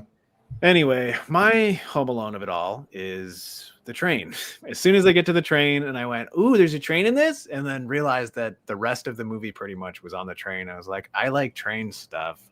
And everything on the train is interesting because it's set on a train. Everything is slightly more interesting because they're in a train car talking, because they're at a train dinner talking, because people are, getting beaten up in a tiny room on a train, and you can see stuff moving outside the windows. And the subtle shake the entire time is keeping my brain engaged. And there's just sort of like a little sort of drip of dopamine that's being given to me just for the fact that the entire thing is set on a train.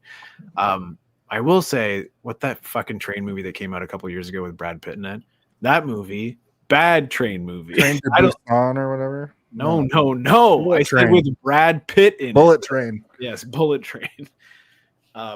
Bullet Train is a piece of shit. Train to Busan, good. good train It was movie. a bad zombie train. movie, right?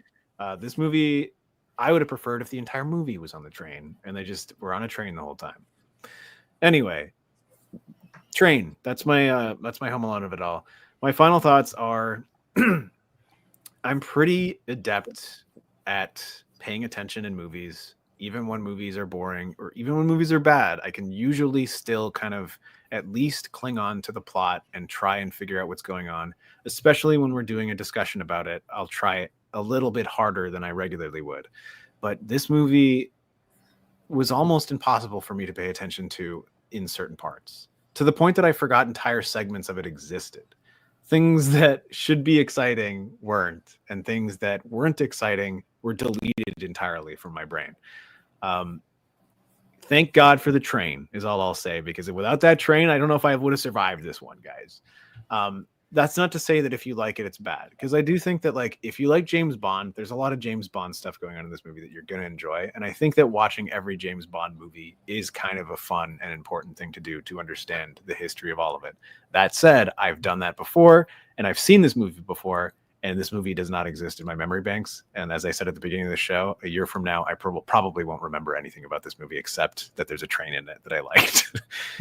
And a rating, I'm going to give it one mysteriously rectangular shaped pillow with no head dent in it, because with the head dent is what makes it good, but without the head dent, it's just a rectangle. Oh, I forgot to clap for me.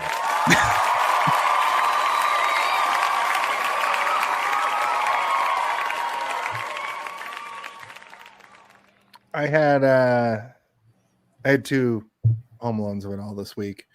First Home Alone of it all was the Roma sequence, mostly because it reminds me so much of the silly James Bond stuff.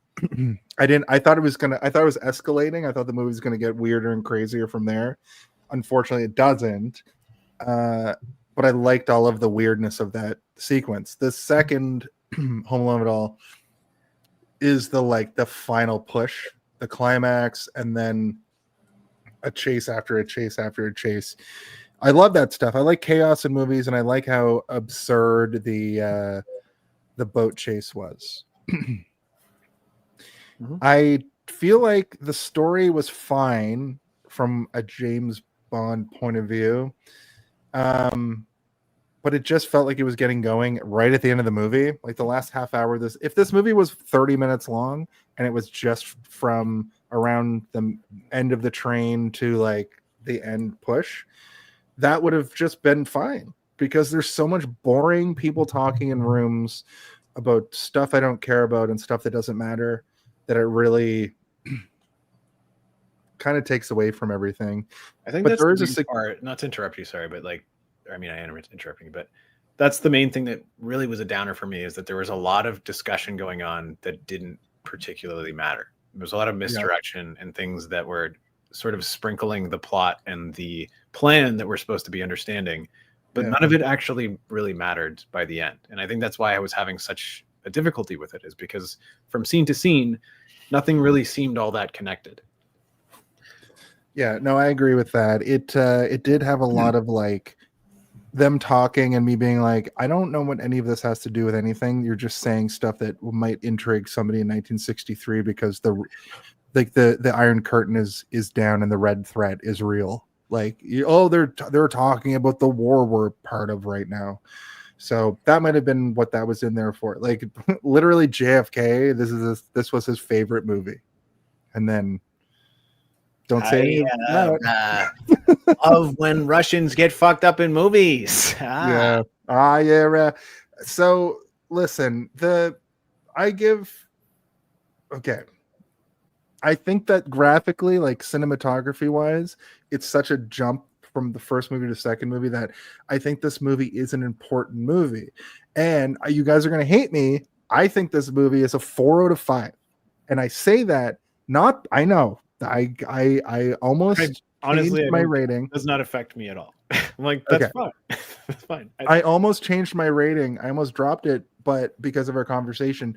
But coming out of the film, I was like, no, that was a super coherent, like James Bond movie for what it was. Like it changed the game in a lot of ways. It completely reinvented what James Bond could be in the second movie. I think it's very important. Unfortunately, it's boring, right?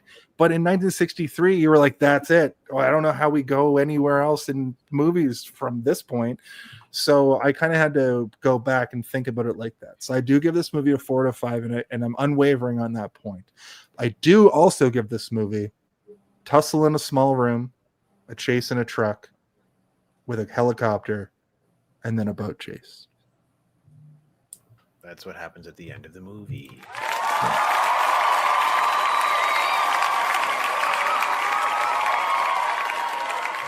The most important, most boring movie you've ever seen. Okay. I mean, this movie is also. I'm understanding, though, because this movie came out in 1963, why everyone started doing drugs in the 60s. Because if this was what there was to do. Yeah. Half the audience was like, what's that weed thing again? I mean, this movie is also well received by critics and audiences. So, like, I know that I'm in the minority here when it comes to my opinion of this movie, but I think that there are so many other James Bond movies that are maybe not as good in terms of technical filmmaking and in terms of structure, but I don't care. More fun. I'd rather see a guy get inflated and explode at the end of the movie than just somebody get choked to death with their own wristwatch. But I had in that same scene at the very beginning, I had one moment where like James Bond literally, it's just a static shot of him, and he points up at the decoder, and the camera just goes like that up to it and then back down. I thought that was just such a cool like little camera move those are the kinds of things that I'm looking out for now when I'm watching film. And I didn't have a great time watching it, but that's not always like it's not my taste. If you ask my great grandfather, who probably went to a theater and saw it, he would be like, you don't know what it was like to be there.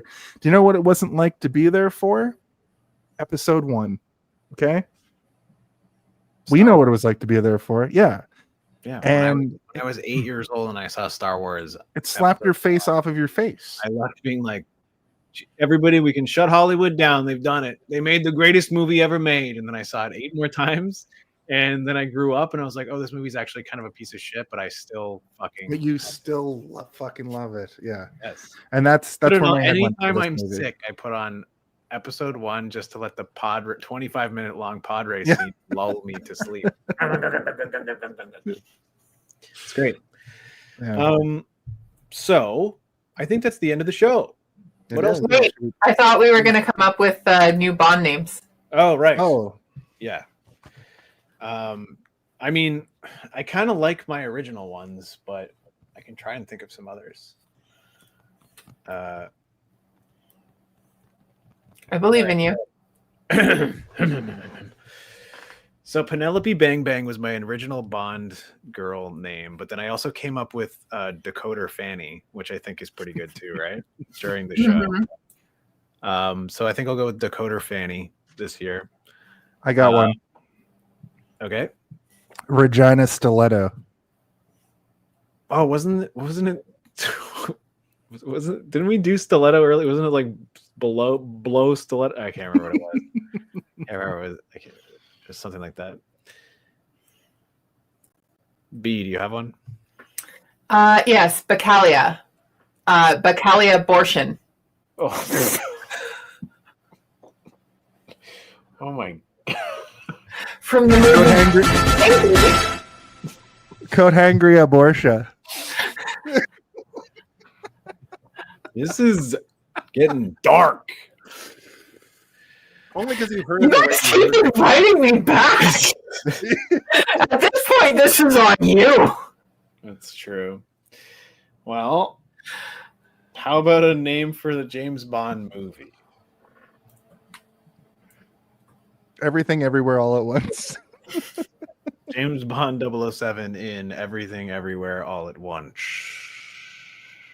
Doo-doo-doo-doo-doo-doo. Oh, that's not the James Bond theme song. No. Wait, don't I have that here? Oh, I forgot that I had that here the whole time. That was the joke last time. Sorry, what was your James Bond girl's name again? Mine or Jason's? Yours. The Cali abortion. Right. There we go. And mine was Dakota Fanny. And James was, what was it? Coat hanger abortion. Oh God, you guys both. All right. Coat hanger Borshra. He's Russian. Well, she's from Bulgaria. Listen, we have to talk about our plugs so B can go to bed. Okay. Time to get plugged. All right, let me just plug this in right here and.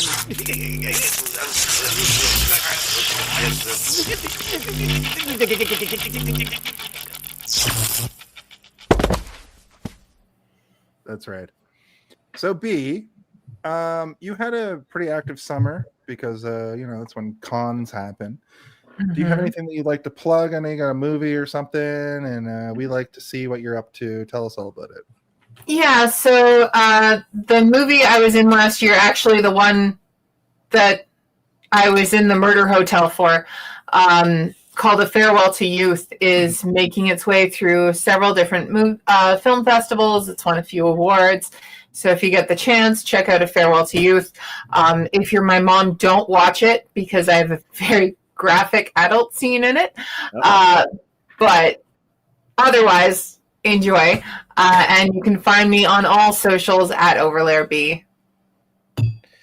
Sweet. Thank you so much for coming back. And we will have you back again for a better movie. Maybe even bring you back next Bond time, and you have a better Bond movie that you'll actually enjoy. Yeah, we're watching Austin Powers. Yeah. Maybe that's what we do, actually. Yeah. Jason, do you want to go or do you want me to go? Well, usually at this point I ask you what's cooking on the back burner for you. So why don't you go next? What's cooking on the back burner, Steven? Well, as you guys all know, Stanland has completed its run. It's doing quite well. There's billboards and electric billboards and all sorts of ads for it everywhere. It's really cool. I am in it. I have a very small part in a few episodes as different characters. You can hear me at the beginning and end of most episodes saying things like, previously on Stanland, or next time on Stanland. But then you can also hear me in the episodes making crazy monster voices. But we also have something coming down the pipe with that is, I'm not sure if I'm allowed to talk about it, but I think it's okay. But if you are a sub to the Sonar Network, we're doing some bonus episodes for bonus subs, and eventually it will be made open to public viewing. But we're doing basically like mini episodes that take place within the Stanland universe, and there's a 3-part miniseries coming with more planned after that, depending on the success of these. And I'm going to be one of the main characters in that, and I'm actually working on editing a bunch of the sound effects and stuff for it right now. It's really cool and fun, and I did my recording session last week, and I had a lot of fun doing it. I play an orc, and I speak like this the entire time. God damn it! And he hates playing D&D because he's really bad at it. But other than that, which is quite exciting, I am also working on a video game with a friend of mine, and that's called Tinyverse. It's still in works. We'll have more to speak about that as it goes, but I've been doing some artwork for it as well as some voices. And Darth Theorist, we're about to hit 60,000 subscribers probably in the next couple days, which is pretty cool. I released thank you. I released a Star Fox Star Wars crossover script today that I wrote, and I did all the music for, and I did all the voices for. It's fun. It's an hour and 10 minutes long because I can't stop myself from making it too long because I'm crazy. But it's really cool. I hope that you guys check it out and like it. If you don't like it, that's fine too, but I think it's pretty fun. As well as that, we have the Three-Eyed Theorist, which is also doing, I think we just passed 30K subscribers for that, which is also pretty cool. So keep subbing, keep liking, keep watching. We actually just brought in a new writer for that, and he's really good. Everything that I've been recording that he's written so far, I've been really enjoying.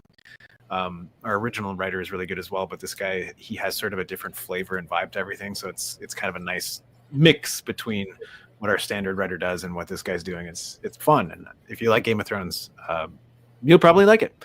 So come check that out as well. And other than that, I think that you should watch this show. Welcome to the Five Timers Club. I never thought this would happen. I can't believe this is happening. But I get to see this. Oh my God, they're so beautiful. I also If you have me on a sixth time, we're legally dating. yeah, on this show where I do all those weird things, which is fun. Cool. Well, thank you. Congratulations on Stanland too. It popped off, man. You guys did it. I'd like to let you all know that I got like a very small part in that spin-off. So we can. I think you're going to be in episode 2, which is pretty cool. Yeah. So in the show, there's going to be these sort of sub moments, and I think Jason's doing a couple of voices in the second episode, which I didn't know about because I think you were trying to make it a surprise, but that would have been kind of funny. Well, I wanted to surprise you by like being like, I also am in it, and you were like, what? But you're literally editing it, so I'm editing it. Yeah, I would have found out before everyone else. Yeah. Yeah, but I kind of I look up to Steven in his voice acting stuff, and I want to, as I'll talk about it in a second. I'm an announcer, but I want to use my voice to do things, so that's sort of my jump off point. But aside from that, I'd like to. You just need to find a way to exercise that East Coast out of your damn mouth. I'm working on it. Okay. I'm working on it. I'd like to let everybody know about this show. It's called Hey, Did You See This One? You can find it each and every week right here on YouTube, Facebook, Twitch. It's a great show. We talk movies with our friends. Sometimes we talk a long time. Sometimes we talk a less long time, like this week. You can, like I said, find it every week at 8 p.m. Eastern on Twitch, Facebook, and YouTube. I also, like I said, am an announcer, a professional wrestling announcer. I work with B in this professional wrestling announcing capacity. We have a show coming up on September 26th here in Toronto, the Great Hall.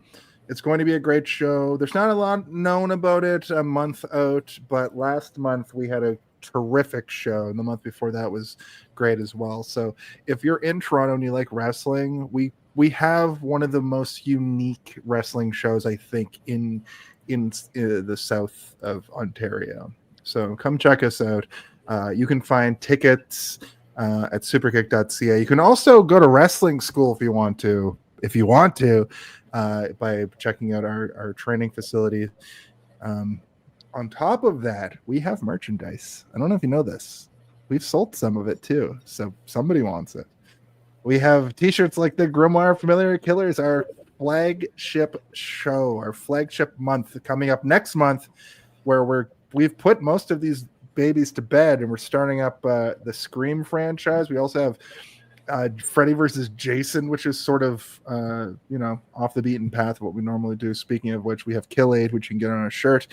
Twinkerbell, that goes back to our Hook episode.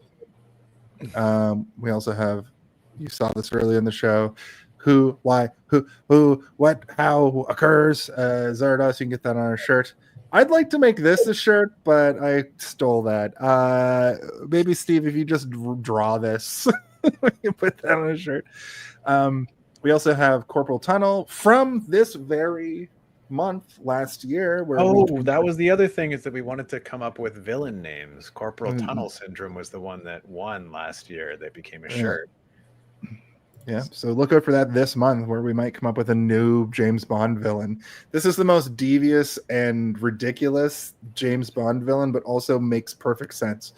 I could imagine this guy popping up underneath James Bond and I can't even remember what his whole deal was, but yeah, he was like a mole man. He was like a mole man. He could only breathe the horrible gases beneath the earth, and he's got these vile, discolored green and yellow eyes, and he has shovels for hands. As is tradition. Yeah. If you open up your third eye, though, you could be part of the Howie Mandela effect. I can't remember where that came from at this point. That was Mike. Mike came up with that. Yeah. And our newest T-shirt that we came up with is the Eldritch Millennial, which is fantastic. I love this shirt. That's amazing. Yeah. Oh, thanks, guys. So you can get all of these prints on shirts, on fucking shower curtains if you want, on a nice phone case or a button. You can have all of that stuff. I guess I need to do an updated version of the Grimoire too. I have to draw this same photo, but maybe one more friend in there. Yeah, once we select, because we still have to finish out Jason and Halloween, Freddy and Tucky or Jeff. I mean, technically, Halloween we've gone up to the. Oh, we have one more. Yeah, right. Yeah, we have Halloween Resurrection, and then it goes into all the remakes and prequels and sequels. But that said, I actually wanted to read this from Tim here. One last wild fact is this movie: the rats were covered in chocolate, as they were gray lab rats that needed to look like sewer rats. So, I don't even need you to cite your source. That's so weird. Isn't that crazy? Well, it's like, also, who would care? Like if you just, these rats aren't dirty enough. Yeah, cover them in chocolate. The rats probably all killed each other eating the chocolate off each other's backs. What the fuck? Or I don't think rats can eat chocolate either. Maybe they died from that too. True. Well, you're in the 5 Times Club. You know what to do. We have to ask the same question that we ask each and every week. Could you please ask that for us right now? Hey, did you see this one?